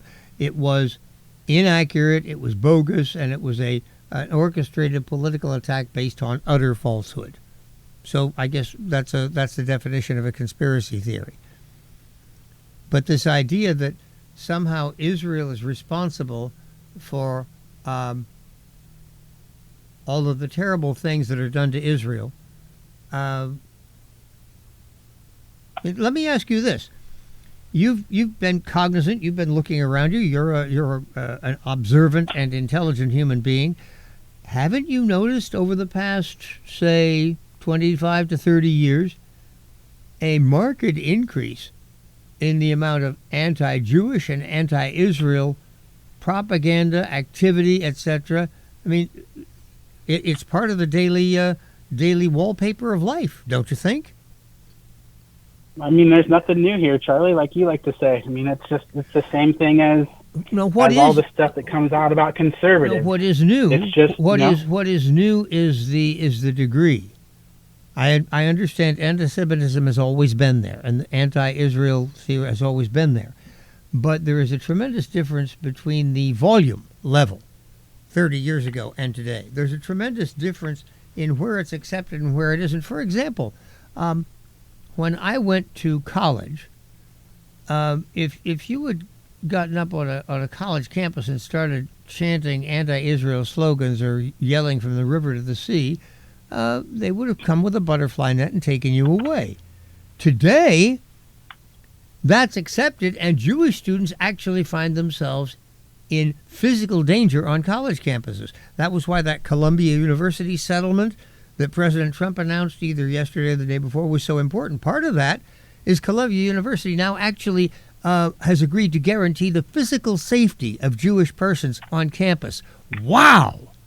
What a concession. I mean, to say that laws can be broken sometimes and not others is something we've been fighting for a long time. I'm not saying. Sure. I'm saying that the level and volume of anti-Semitism has radically increased over the last 30 years. It was never not there. It has increased dramatically. You don't see that. Sure. Well, I do see that. The desensitized, the poor me of my grandparents were killed, this was happening. At some point, it's like talking about slavery. At some point, it's just like, that was in the past. It's not what we do anymore. So, I mean, talking about... But the events of October 7th only happened 2 years ago. I understand that, but it still gets referred back to the Nazi stuff, and it's an attack. Attacks happen all the time. It was a brutal attack that was specifically set to show the disdain and to terrorize. And that's what terrorists do. And that's why no terrorists should be, we should be fighting terrorists all over the world. But to say it's just because it's anti-Semites, no. I mean, if the Americans were there, they'd be doing it. If the Italians were there, they'd be doing it. That's their land. They want it back. Well, when the in their mind, right? As a matter of fact, if you look at the term Palestine, didn't even come up until the Romans invented it around the year 0, when the Romans came in and occupied that part. That was known as Israel for centuries before Palestine ever came. Palestine is Johnny-come-lately nonsense, historically speaking. That's Israel. And was in biblical times, as you probably know. And and the Indians roamed California, and there was no whiteys here. So we should be sent back if that's the way you're thinking about it. It's like people evolve, people move. Your house was lived in by someone else before you lived in it. Does that person all of a sudden get the rights to come back to it? It's times change. It's just okay. Times change. Oh, the Israeli people. I mean, the Israeli people. Pardon me. The Jewish people have been around for 5,000 years. They have been civilized people. They've had writing. They prized education. The Jewish people are overrepresented in the ranks of scientists, authors, theologians, teachers. A while ago, I made a reference to Einstein. Yeah, one more of those Jewish guys. In the 20th century, the Jewish people were exposed to a ghastly event, the Holocaust. And you seem to be saying now that for the Jewish people to say never again, and to have there are Jews still alive today. No, I'm not saying that at all. But that's not at all what I'm saying. Any attempt that they make to say no, we're not going to permit this to happen to us again. And when somebody commits another atrocity like October 7th, the fighting that is going on in the Middle East right now, the Jews are conducting an anti-terror campaign. You said a few minutes ago that terrorism should be stamped out. That's what the Jews are about. They're attempting to end terrorism. Yes, and in doing that, it's shown, and I agree with doing it. I'm not disagreeing with that. What I'm saying is part of the reason they're hated and part of the reason people are telling them that enough is enough is because the place is a wasteland, and the people who are innocent are being held by Hamas to be tortured and killed, and shown that at the detriment to the Israeli people. So let's say that your prime minister. In 100 years from now, there will be no Israel because it will be wiped off the face of the planet from a nuclear blast or something else. So whether it's now or down the road, it's going to happen. Wow. Because the hatred's there, and the hatred's going to continue to be there by every one of those children who's starving, and the ones that grow up to continue to hate the Jews. You're not getting any less Jew hate, Charlie. You're just getting more. So whether it's right or wrong, you're going to continue to get more Jew hate. And the reason you're going to get the Jew hate is because of stuff like this. Whether it's right or wrong. No, I'm police are hated all day, right? I'm sorry. There's tons of people who hate police. I'm sorry. And it's because I can't agree with you, because if I did, this is nihilism. This is just ghastly. The idea, evil is going to triumph whether you like it or not. So just stand by and watch. No. I'm not saying that. I'm just saying at some point. You said that Israel. You have to change. I'm sorry. You said that Israel would be obliterated. You said that the final work, Adolf Hitler's work, will be completed. That's what you said. It will be done. No, I didn't. I didn't say that the Israelis will be.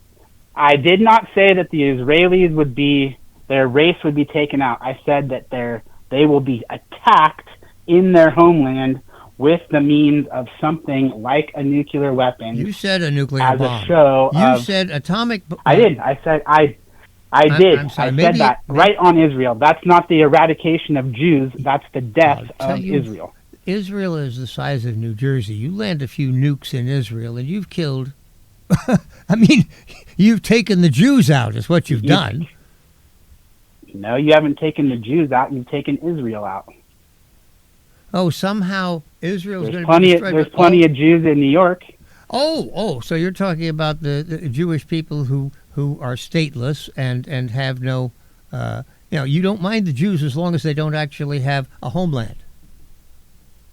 I do mind them. I'm saying that there's a lot of people who don't, and the people who don't are on their borders. They obviously have a beef with them. It's been happening for thousands of years. Hey, I'll tell you and what. The Israeli strike right now is not going to change that. The people who are on their borders. In 1979, Egypt and Israel, which had been at loggerheads for years, signed a peace treaty, exchanged ambassadors, and there's been peace between them since. Jordan is the other nation that's right on the forefront there. The government of Jordan and the Israeli government have an accommodation. There's no bad blood between them. They live together in peace. Israel has signed the Abraham Accords with several other Arab nations and is probably going to sign one with Saudi Arabia. Israel is actually steadily making peace with its Arab neighbors and arriving at accommodations which show every sign. The one with Egypt has been there for 50 years. It's lasting. So I think this idea of yours that this is an incessant conflict and it will never end. Of course it will. The question is how. Well, how long has it been going on, Charlie? Since the formation of modern Israel, 1948. It was actually happening before that, wasn't it? Well, before that, you had Jewish people moving into the Holy Land and purchasing land there. Land that was willingly sold to them by the present inhabitants. They said, okay, well, you want this. Essentially, they were buying the less attractive parts, swamplands, deserts, etc. But they figured, what the hell? It's land. It's in Israel. We're satisfied with it. So the very people whom you now say are implacable enemies were the people who sold them their freeholds in the first place. I mean, gee whiz, how far back can you take this? And your answer is all the way back, I guess, to prehistory. The Jewish people have established their homeland in Israel time after time. This is the story of the Old Testament. And time after time they've been fought. Time after time. Time after time they have then, the Assyrians come and they're subjugated. The Romans come and they're subjugated. And then presently they managed to throw off the yoke of foreign domination and once again establish Israel. I think, let me see, in 1948 that was celebrated as the first time in something. Why have they been hated for millennia? It's something like the first time in 2,000 years that there had been a nation of Israel. It was something that had been gone and returned again. So, and some people have a tremendous problem with that. I don't understand why. The idea that in that vast area of the world, this tiny sliver of land should be denied to the Jewish people who've lived there for centuries, and this is an imperative. I mean, geez, don't be pigs. You got 99% of the land, live on it. Enjoy yourselves. So if the Ohlone wanted to come back and take your house, you'd walk out the door and give it to him? No. No, I would not, because this is now America and has been for over 200 years and will continue to be.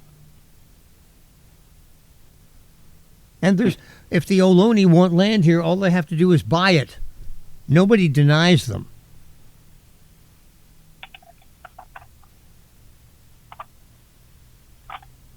Thanks for the call, Charlie. Thank you. Very valuable points raised and a lot of insights. I'm just glad that I saw you and picked you up before you left. I really do apologize about that. All right. Thank you. Okay. We've got just a couple of minutes left before the top of the hour, and I haven't read my or done my announcements yet. So quick like a bunny, let's get those out of the way. The Scotts Valley Chamber of Commerce presents the 25th annual Scotts Valley Art, Wine, and Beer Festival, August 16th and 17th at Sky Park in Scotts Valley. 2 days of fun for the whole family with food, fine art, a kids fun zone, and live music, including the Joint Chiefs and the Lost Boys featuring James Durbin. Join us Saturday for the Cops and Rodders Car Show with over 100 vintage cars on display. And don't miss Dog Day Sunday with contests for all canines. All this and free admission to the Scotts Valley Art, Wine, and Beer Festival. See you there. You need a clean, pleasant space to conduct business, but you don't want the burden of a long, expensive lease. Your solution is Satellite Co-working and Digital Media Studio on Soquel Avenue. Satellite offers private offices, meeting and conference rooms, even co-working by the hour, day, week, or month.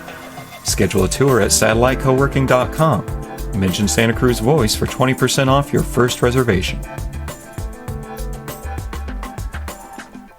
Get hooked up with affordable cannabis at the locally owned Hook Outlet. The Hook is a friendly neighborhood outlet where everybody above the age of 21 can have access to the best cannabis products for the best prices in the county. Get friendly local service and great prices in person and online at the Hook Outlets in Capitola and Watsonville. Order online at hookoutlet.com and pick up 9 to 9, 7 days a week. Get hooked up at the locally owned Hook Outlet. Hi, folks. How many of you out there love to garden? Wouldn't it be nice to grow some of your own food? Or maybe a flower garden would brighten your day. All you need is the Knox Garden Box, a heavily constructed, portable, elevated garden on legs that can virtually change the way you've gardened in the past. The Knox Garden Box can be set up anywhere. Yes, you can place it right on concrete at knoxgardenbox.com. That's KNOX, gardenbox.com. Okay, we've only got about a couple of minutes left till the top of the hour. I'm just thinking about that phone call. We took quite a bit of time talking with Buck, and I'm glad we did. One of the things I noticed was that when I asked him if he had seen and observed an increase in the level of anti-Semitism over the past 25 to 30 years, he immediately said, oh, yeah, I've seen that. And I was glad to hear that, because this essentially is what I've been talking about today. This is why I've been talking about anti-Semitism today, is because Buck made the point that it's never gone away. He's right about that. There's no question. But it definitely rises and falls in intensity. Following World War II, it dropped in intensity greatly because the world was shamed at what had been done to the Jewish people by the National Socialist administration in Germany under Hitler. And again, Paul Johnson hypothesizes or theorizes that this is why Israel was created in the first place. It's altogether possible. But in today's world, the idea that Israel should somehow be wiped off the map, or that it will be wiped off the map, no, it won't. The Israeli people will not permit it. And they just reacted to an existential threat by defending themselves. Buck also said he didn't see how Hamas could surrender. No one's saying surrender. Release the hostages. That's not a surrender. That's a tactic. But I think Buck is right when he says they won't do that. And for that reason, I think they're being irrational. But what else is new? It's 11 o'clock at Radio Santa Cruz. Okay, what have we got here as a special treat?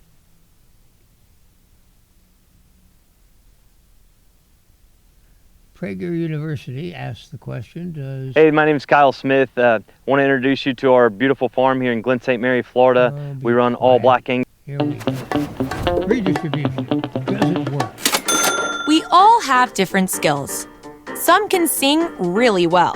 The O-L-A love. Some are skilled at math. But having one skill sometimes means not having another. Skills aren't distributed equally, and the same goes for income. Yep, it's unavoidable. From the freest economy on earth to the most controlled and restricted, income inequality is everywhere. There will always be a mix of people with a lot of wealth, some with a little bit, and some with, well, not that much. This spread in a whole population is called the distribution of income. Any distribution of income comes with inequality, and many governments see this as a huge problem. Some try to close the gap between rich and poor and smooth out that distribution with policies to redistribute wealth. The most common way to measure income inequality involves plotting a Lorenz curve. I know. That's a graph that shows how much wealth is owned by what portion of the population. A straight 45-degree line means that wealth is equally distributed. Then, you plot the wealth distribution of a country, throw in a little calculus, and voila! You get a number between 1 and 0. What are you talking about? Don't worry about it.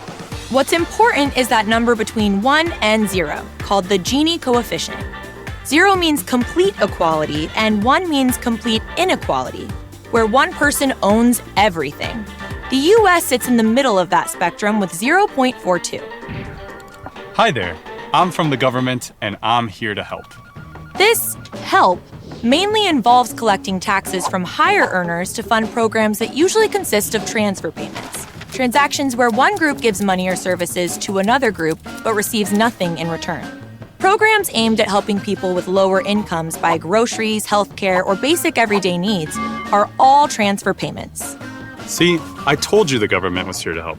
Those who support redistributing income to address inequality claim it has potential upsides. They argue that taxing high earners more and using that revenue to fund transfer payments will help those in financial trouble. They also claim redistribution will prevent the social unrest that might happen when wealth appears to be concentrated in one small group. These arguments assume that empowering the government to redistribute wealth is an overall positive. I mean, what can't the government do? Am I right?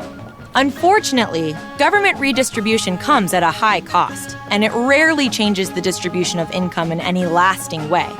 Unlike the fast-moving market where buyers and sellers deal directly with each other, transfer payments require going through a third party, usually the government, and the government tends to be slower, more wasteful, and less efficient. Yeah, I'll get right on that. The real downside, however, is that redistribution disincentivizes work. If people know they'll receive money regardless of how hard they work, or even if they don't work at all, they won't be motivated to improve or be more productive. And with no extra rewards for hard work, fewer people will put in the time and effort to be surgeons, singers, or mathematicians in the first place. History also shows that raising taxes for redistribution programs risks wealthy individuals taking their productive capital elsewhere. If enough of them leave, an economy could suffer, losing important resources for everyone and leaving even less wealth to distribute. Finally, many people think it's plain unfair of governments to take money from one group and give it to another. Just as income inequality can lead to social unrest, heavy redistribution policies can trigger envy, division, and even, well, social unrest. Why did you get money? Because I'm special. I can do math. You produce useless research. Oh, like singing is so useful? Countries handle income inequality differently. For example, Sweden and Denmark blend a free market with high taxes for a strong social safety net. In contrast, the U.S. has relatively lower redistribution, lower taxes, and greater income differences, but offers higher social mobility. Millions move here yearly to work hard and advance based on personal choices. Learning new skills, taking tough jobs, and seeking opportunities can significantly increase income over time. 2 times 6 is 12. 2 times 7. That might sound enticing, but everywhere this kind of redistribution has been tried, it concentrated wealth in the hands of a few people with government connections and left everyone equally dirt poor. Inequality is a fact of life. Any economy will always have people who are much wealthier than others. Government may attempt to flatten inequality by redistribution, but in reality, those attempts tend to be expensive, inefficient, and cause all sorts of social problems. Whatever the government's doing, or not doing, it's important to understand the cause and effect of wealth redistribution on your country, your community, and you.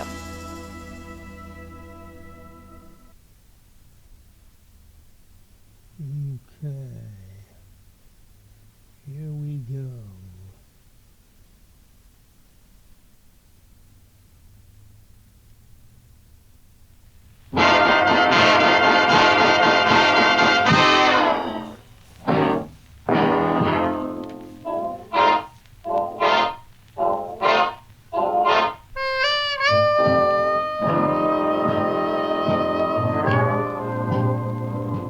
Okay, hour number 3 begins. It's 11:06. It's SantaCruzVoice.com. I'm Charles Freedman. Today we've been shining a light on the resurgence of anti-Semitism, and not just in the United States, but in the world, and the true danger posed by it. And specifically in the last hour, I was taking a rather jaundiced look at Tucker Carlson. I just want to wind that up, but as an example of the kind of narratives that Carlson has been flogging, he brought on his program a guy named Daryl Cooper. I don't know if you've heard of Daryl Cooper or not. He is a podcaster and an amateur historian.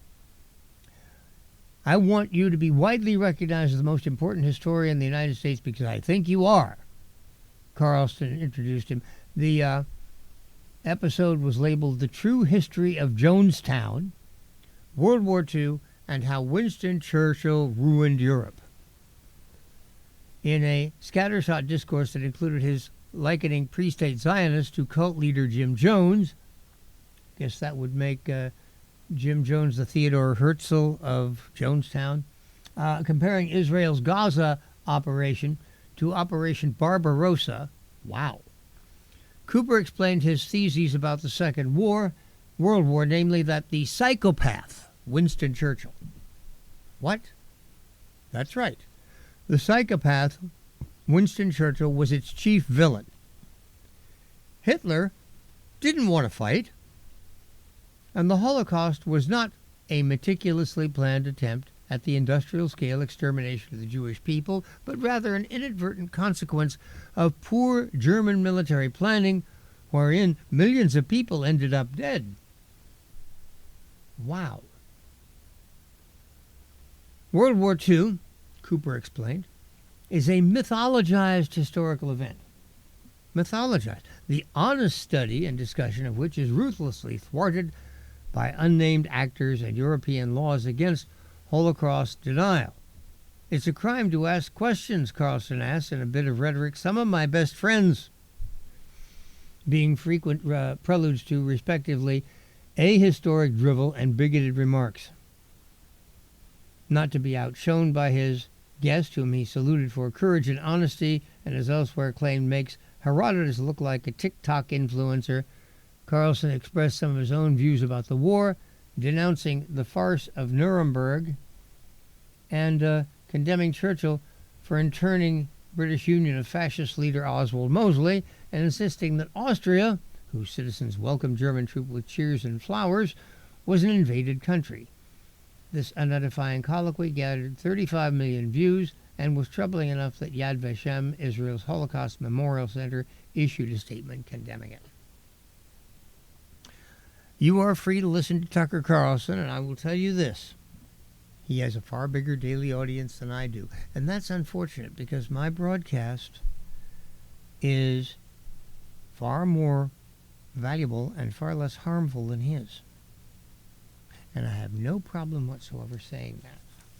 So if you've only got so much time to listen to people online, make a better choice than Tucker Carlson. I'm not going to tell you who to listen to. I mean, if you want to listen to me, I'd love to have you. But steer clear of, the Alex Joneses and Tucker Carlsons of this world. That way lies madness. Telephone number here is 831-265-5050, 831-265-5050. I am not going to make the same mistake I made in the last hour and not bring the call screen up in time. I almost lost Buck's call, and I still feel badly about that, but he was quite generous in accepting my apology. But this time I've got the call screen right up here in front of me, so we're not going to have that problem again. I've opened the show with something I thought was a little bit funny. Let me give you something else I think is funny, too. I'm looking today at the opinion pages of the Wall Street Journal, and I find a piece here written by Neera Tanden. This is also offered on Real Clear Politics today. You can find it there. Neera Tanden is president and CEO of the Center for American Progress. She served as a domestic policy advisor to President Joe Biden during the final 2 years of his administration. This piece is headed, get a load of this, How Democrats Can Win on Immigration. That's right. The one issue where public opinion is most solidly behind President Trump on both closing the border and preventing additional illegal immigration and setting about the laborious process of clearing the country of the 12 million or so illegals who came in over the past 4 years. And Ms. Tandon now says that Democrats can win on immigration. I'm sorry, Ms. Tandon, I haven't read her piece, I'll admit. It says here, there's a little paragraph, our proposal would secure the border, end the misuse of asylum, and admit more legal immigrants. You have no credibility. Democrats now have no credibility on immigration. Do you understand that, Ms. Tandon? The record compiled by the Biden administration of open borders. So you have a proposal that would secure the border. The border is secure, honey bunch. You don't need to do that. It's done. So I'm really sorry, but you are late to the party, and you are ignoring reality. When immigration is the issue, Democrats are wise to change the subject because they cannot win any debate on that particular issue. It is not conceivably possible.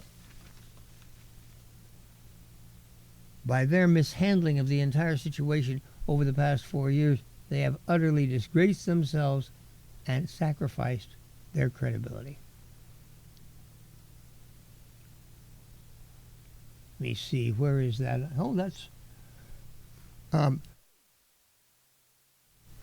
excuse me, number 4 on today's menu at Real Clear Politics.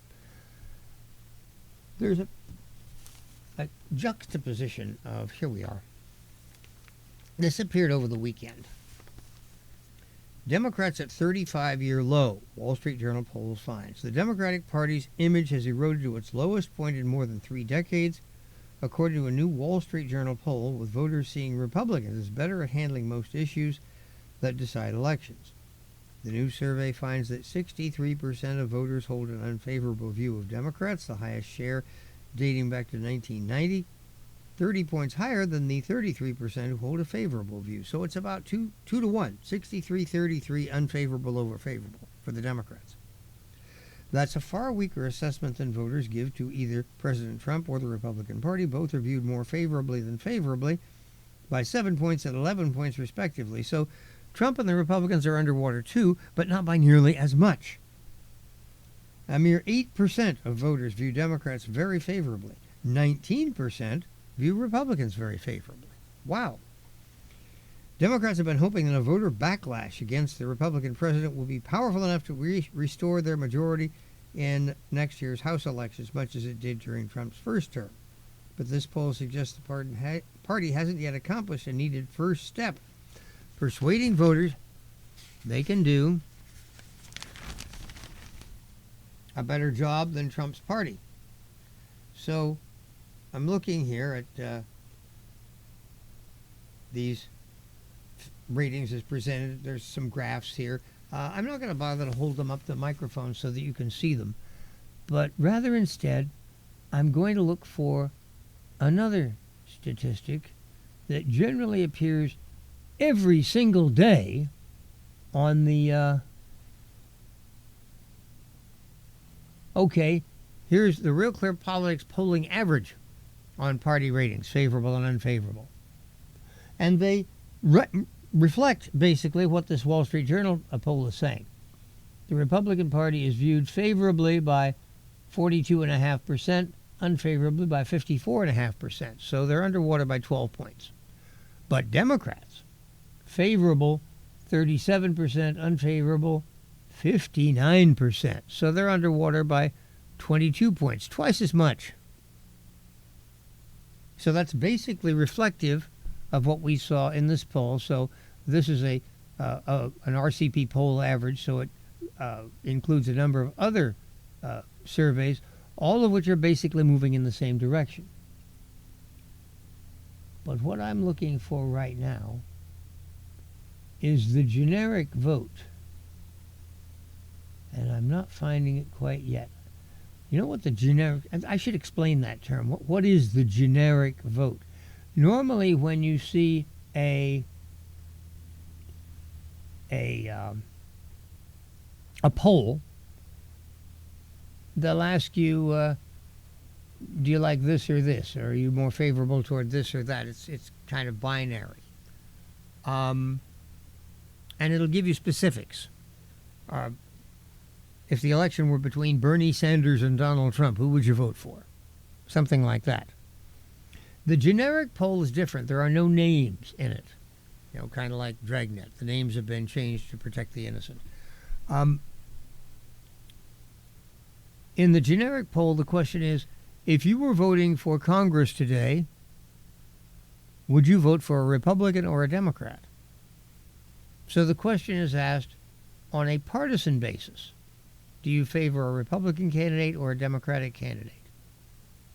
Well, I'm looking at the Real Clear Politics average of current polls on this, and you would think that with Democrats in far worse shape and favorability than Republicans, you might expect a gap here. Well, there is no real gap.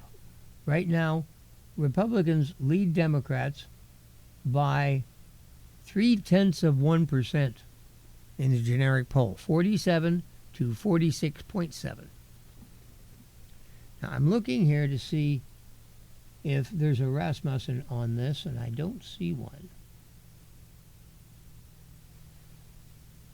But I wonder, maybe they don't make this. Oh, Rasmussen reports.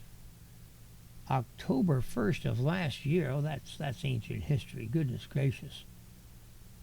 So evidently they haven't done one in 6 months or more. Well, I'd certainly like to see another. But as I look at this, the generic vote is now almost even. And again, if the Democrats are far less popular than the Republicans, would you expect that this generic vote would show a Republican edge of 4 or 5 points? Seeing as how the favorable, unfavorable rating, it's more like a 10-point advantage or more. But to see that tremendous difference in the favorable, unfavorable ratings of the parties translate to a virtually dead heat in terms of people's voting intentions for the next Congress. And this is what counts. Favorable and unfavorable, who cares? How are you going to vote in the next election? That matters. People's votes, when cast, are what actually elect members of Congress, U.S. senators and representatives. That's what counts. I'm hoping, I mean really hoping, that we can wind up in a situation where we break this loose. Because I'm terribly afraid of losing either one or both houses of the National Congress in the next election. If this happens, in previous years, divided government, where you'd have a president of one party and one or both houses of Congress of the other party, well, we had that all the time. We had that, particularly if there was a Republican in the White House, Congress was always Democratic. 6 out of 8 years, Ike had Democratic Congresses. Nixon and Ford, never. 8 years of administration, Democratic Congress the whole time. Reagan, 8 years as president, Democrats controlled the House of Representatives all 8 years.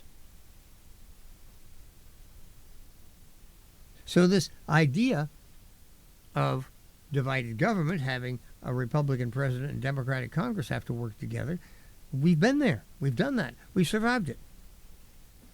But that was then and now is now. The 21st century Democratic Party is no longer interested in working with Republicans to govern the country. And frankly, their ideas have become so extreme. It used to be that the way you do this, you draw up a compromise. The Democrats would have some proposals that Republicans would go along with, and Republicans would have some proposals that Democrats would be able to go along with, and you'd wind up passing your budget bills by overwhelming bipartisan majorities, and we'd move ahead. But in today's hyper-political atmosphere, the parties have diverged to the point,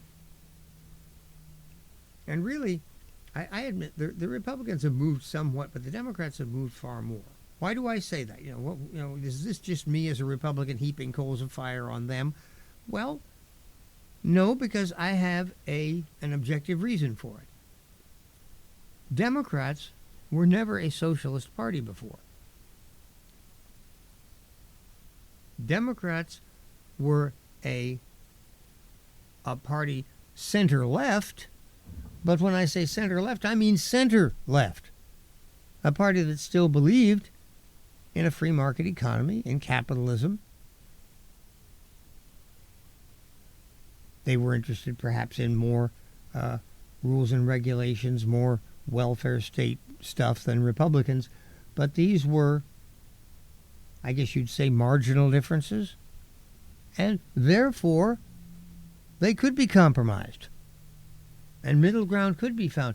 But where is the middle ground between socialism and capitalism?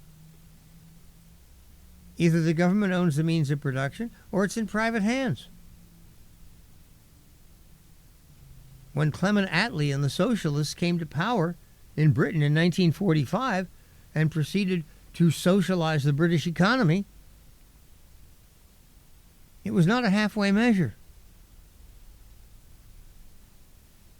And of course, as a result, the British economy was far slower to recover from World War II than it otherwise would have been. Britain remained the sick man of Europe for years. There was a brief interlude during Mrs. Thatcher's decade as Prime Minister when it looked as if things might even begin to return to a normal state of a vibrant free market Britain. But that died with Mrs. Thatcher. And now Britain appears to be in its death throes, which bothers me greatly because I'm quite an Anglophile. Tremendous respect for the British. This, after all, civilization is a gift of the British people to the world. It's amazing, the accomplishments.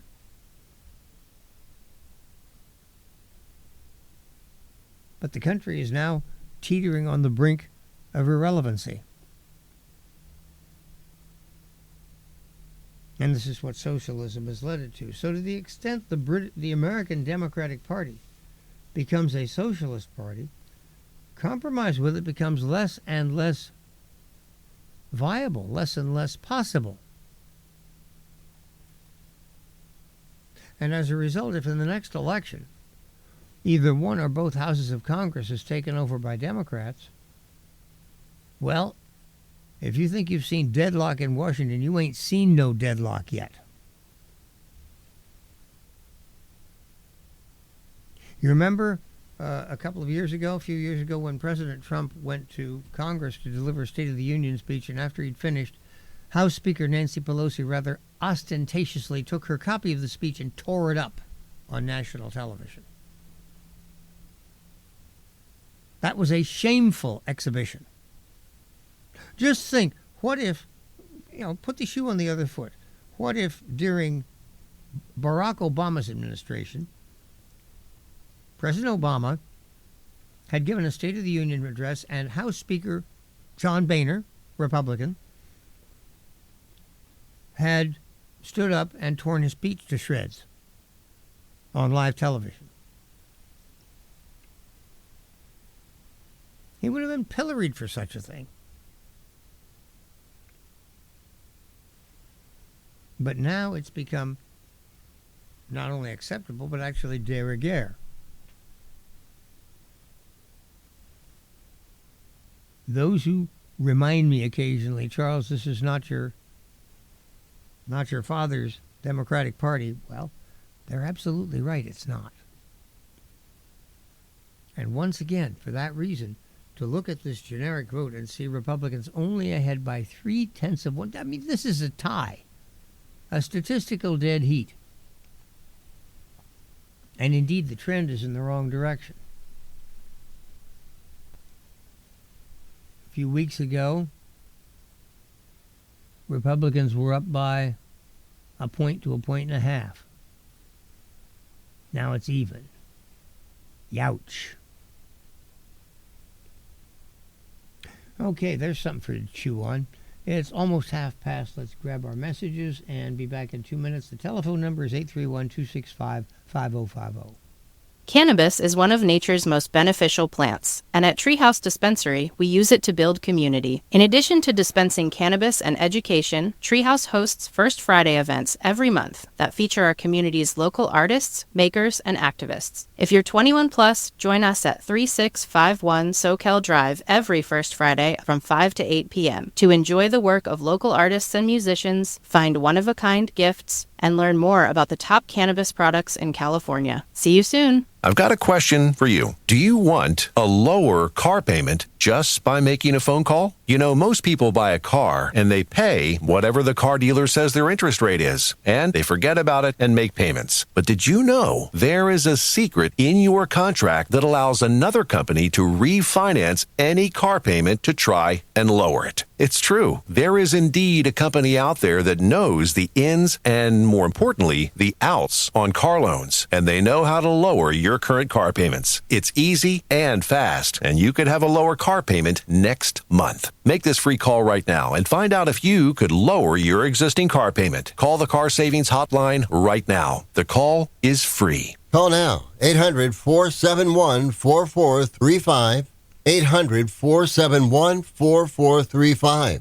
800-471-4435. That's 800-471-4435. You never get a second chance to make a good first impression. When you want to make a good first impression, start with Dynamic Press Angelo. Dynamic Press can take care of every printing need, from business cards to stationery, apparel, mailings, brochures, everything but money. When you want to make a good first impression, start with Dynamic Press in Santa Cruz. 479-7920. dynamicpress.com.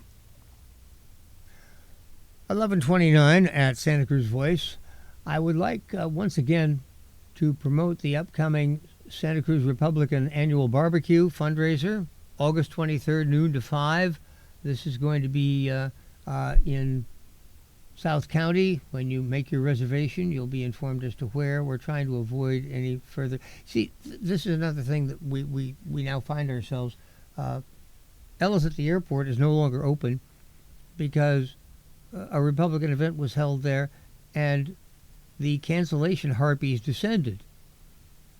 And they managed to work their magic, and now it's gone. So we've gotten to the point now where we are actually forced to hold meetings kind of underground. Bizarre stuff, but that's what you have. Anyway, get your tickets at SantaCruzRepublicans.com. SantaCruzRepublicans.com. No caps, no spaces. A number of candidates for public office will be there, including, now I learned that it's not just 3, but 4 Republicans who are running for governor. The Chad Bianco, the sheriff from Riverside County, is not going to be there. But there are 4 others, including Steve Hilton, a Fox News commentator, Leo Zaki, a Fresno farmer, Daniel Mercuri, a veteran from Orange County, and now Che Ahn, A-H-N. Now, when I saw Ahn and I looked at this guy, he looks a little bit like Philip Ahn. And you know me, I love movies. Philip Ahn was a character player in Hollywood through the 30s, 40s, and 50s, even into the 60s. And I also happen to know he was a good Republican because I've got a record around here somewhere of Goldwater fundraising party, and they have a number of celebrities who were there. Andy Devine and Hedda Hopper, people like that, all big Republicans. And one of the people there was Philip Ahn. So I look at this guy. He looks a little bit the same, and the name is the same, A-H-N. So immediately I check, is this a son or descendant of Philip Ahn? It turns out no. For one thing, he was born in South Korea. So Philip Ahn was here in America. If he was his offspring, he would have been born in Southern California, Los Angeles, Hollywood. Mr. Ahn is an evangelic. He's the pastor of a church in Southern California. So my thought that, hey, this could be some connection with this Hollywood personality. No. But Che Ahn, nevertheless, will be present at the barbecue event. Once again, this is August 23rd. August 23rd from noon to 5. And you will have a chance to meet and, obviously, these people are going to be there in person. If you want to shake their hand, you want to ask them a question, you get to do that. And there's going to be candidates for other offices there as well. I've only mentioned the ones for governor because that's the big casino. Anyway, get your reservations. They have special prices for students. They have VIP tables available. This event has grown tremendously over the years. I remember being at the first one, was, I guess, 5 or 6 years ago, and you didn't need a very big room. There were a few dozen of us, couple of dozen maybe, 30 people at the outside, I'd say. The next year, we doubled that, and the next year, doubled it again. So this event has grown tremendously. It's become quite successful. It's become a great place to meet and greet your fellow Republicans in South County. And once again, SantaCruzRepublicans.com is the place to go to get your reservation. I hope that you do so. Okay. And thanks to Mike for sending me the promotional announcement. I appreciate it very much. Let us, 11:33. I'm going to go ahead and do my final ad package. Did I already do that? I can't remember now. I'm losing. Well, I don't know whether I did or not. So since I don't know whether I did, I'll do it again to make sure. Cannabis is one of nature's most beneficial plants, and at Treehouse Dispensary, we use it to build community. In addition to dispensing cannabis and education, Treehouse hosts First Friday events every month that feature our community's local artists, makers, and activists. If you're 21 plus, join us at 3651 Soquel Drive every First Friday from 5 to 8 p.m. to enjoy the work of local artists and musicians, find one-of-a-kind gifts, and learn more about the top cannabis products in California. See you soon. I've got a question for you. Do you want a lower car payment just by making a phone call? Most people buy a car and they pay whatever the car dealer says their interest rate is, and they forget about it and make payments. But did you know there is a secret in your contract that allows another company to refinance any car payment to try and lower it? It's true. There is indeed a company out there that knows the ins and, more importantly, the outs on car loans, and they know how to lower your current car payments. It's easy and fast, and you could have a lower car payment next month. Make this free call right now and find out if you could lower your existing car payment. Call the Car Savings Hotline right now. The call is free. Call now. 800-471-4435. 800-471-4435.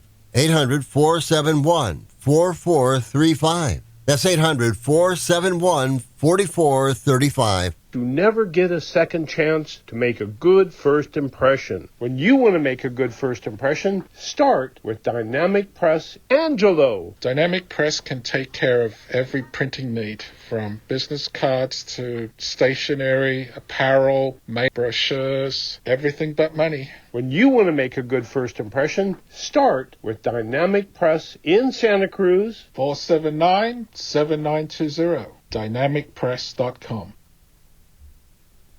Okay. Now I know for sure that I did that. If I did it twice, I apologize, but I'm getting very old. Okay. as I look, we've still got half an hour, or almost half an hour. 831-265-5050 is the number if you'd like to use some of that time. I'd like to have you. Mr. Brennan, who was CIA director under Barack Obama, is now characterizing Tulsi Gabbard's claims about his behavior as absurd. I have one problem. Tulsi has come up with a narrative that I particularly find problematic. She says the Russia hoax is equivalent to coverage of weapons of mass destruction, chemical agents in Iraq. She says that was bogus, never was true. I'm sorry, that was true. I've always believed, as a matter of fact, not a matter of believed it, I know it was true. After all, Saddam Hussein used chemical agents against his own people. You can't use something you don't have, right? So he did have chemical agents. And in the early 2000s, President Bush made a big issue out of this and said he has to give these up, and if he doesn't, it's cause for military action. At that point, the United Nations, not the United States, not the Bush administration, the United Nations sent a guy named Hans Blix with a group of people to Iraq for the purpose of conducting a search and, giving them a clean bill of health. Saddam Hussein stonewalled them. They had a list of places that they wanted to inspect. Saddam Hussein said, no, I'm not going to let you in here. You can't do any of that. Hans Blix returned and was unable to say, look, we weren't permitted to do our job. So what's Saddam Hussein hiding? If Hans Blix had come back from that expedition and said, look, we went and saw what we needed to see, Saddam Hussein does not have chemical agents, that would have been the end of it. At that point, George W. Bush and Dick Cheney and all of them could have said what they wanted. If Blix had come back and said, there's nothing there, the entire thing would have fallen apart. But that's not what happened.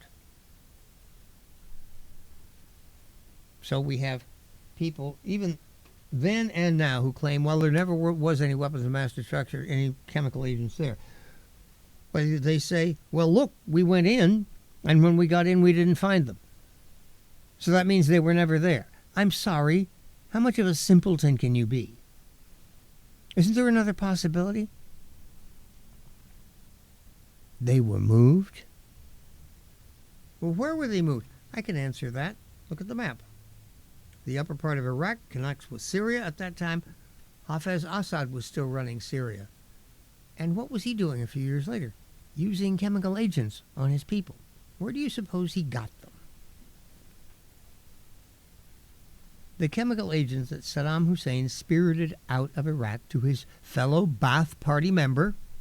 Both of these guys, Saddam and Assad, were both part of the same political movement. They're heads of two different nations, but they are both Ba'ath Party. They are political brothers.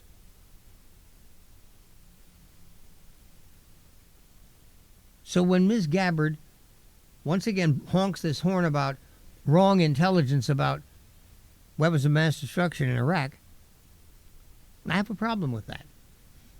That intelligence was perfectly legitimate.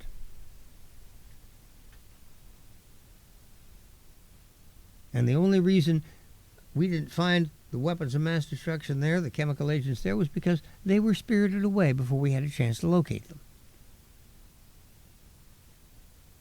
And the fact that there are so many people who remain willfully blind to that, just unwilling to accept that fact, which is, it's so obvious. A 2-year-old could figure this out.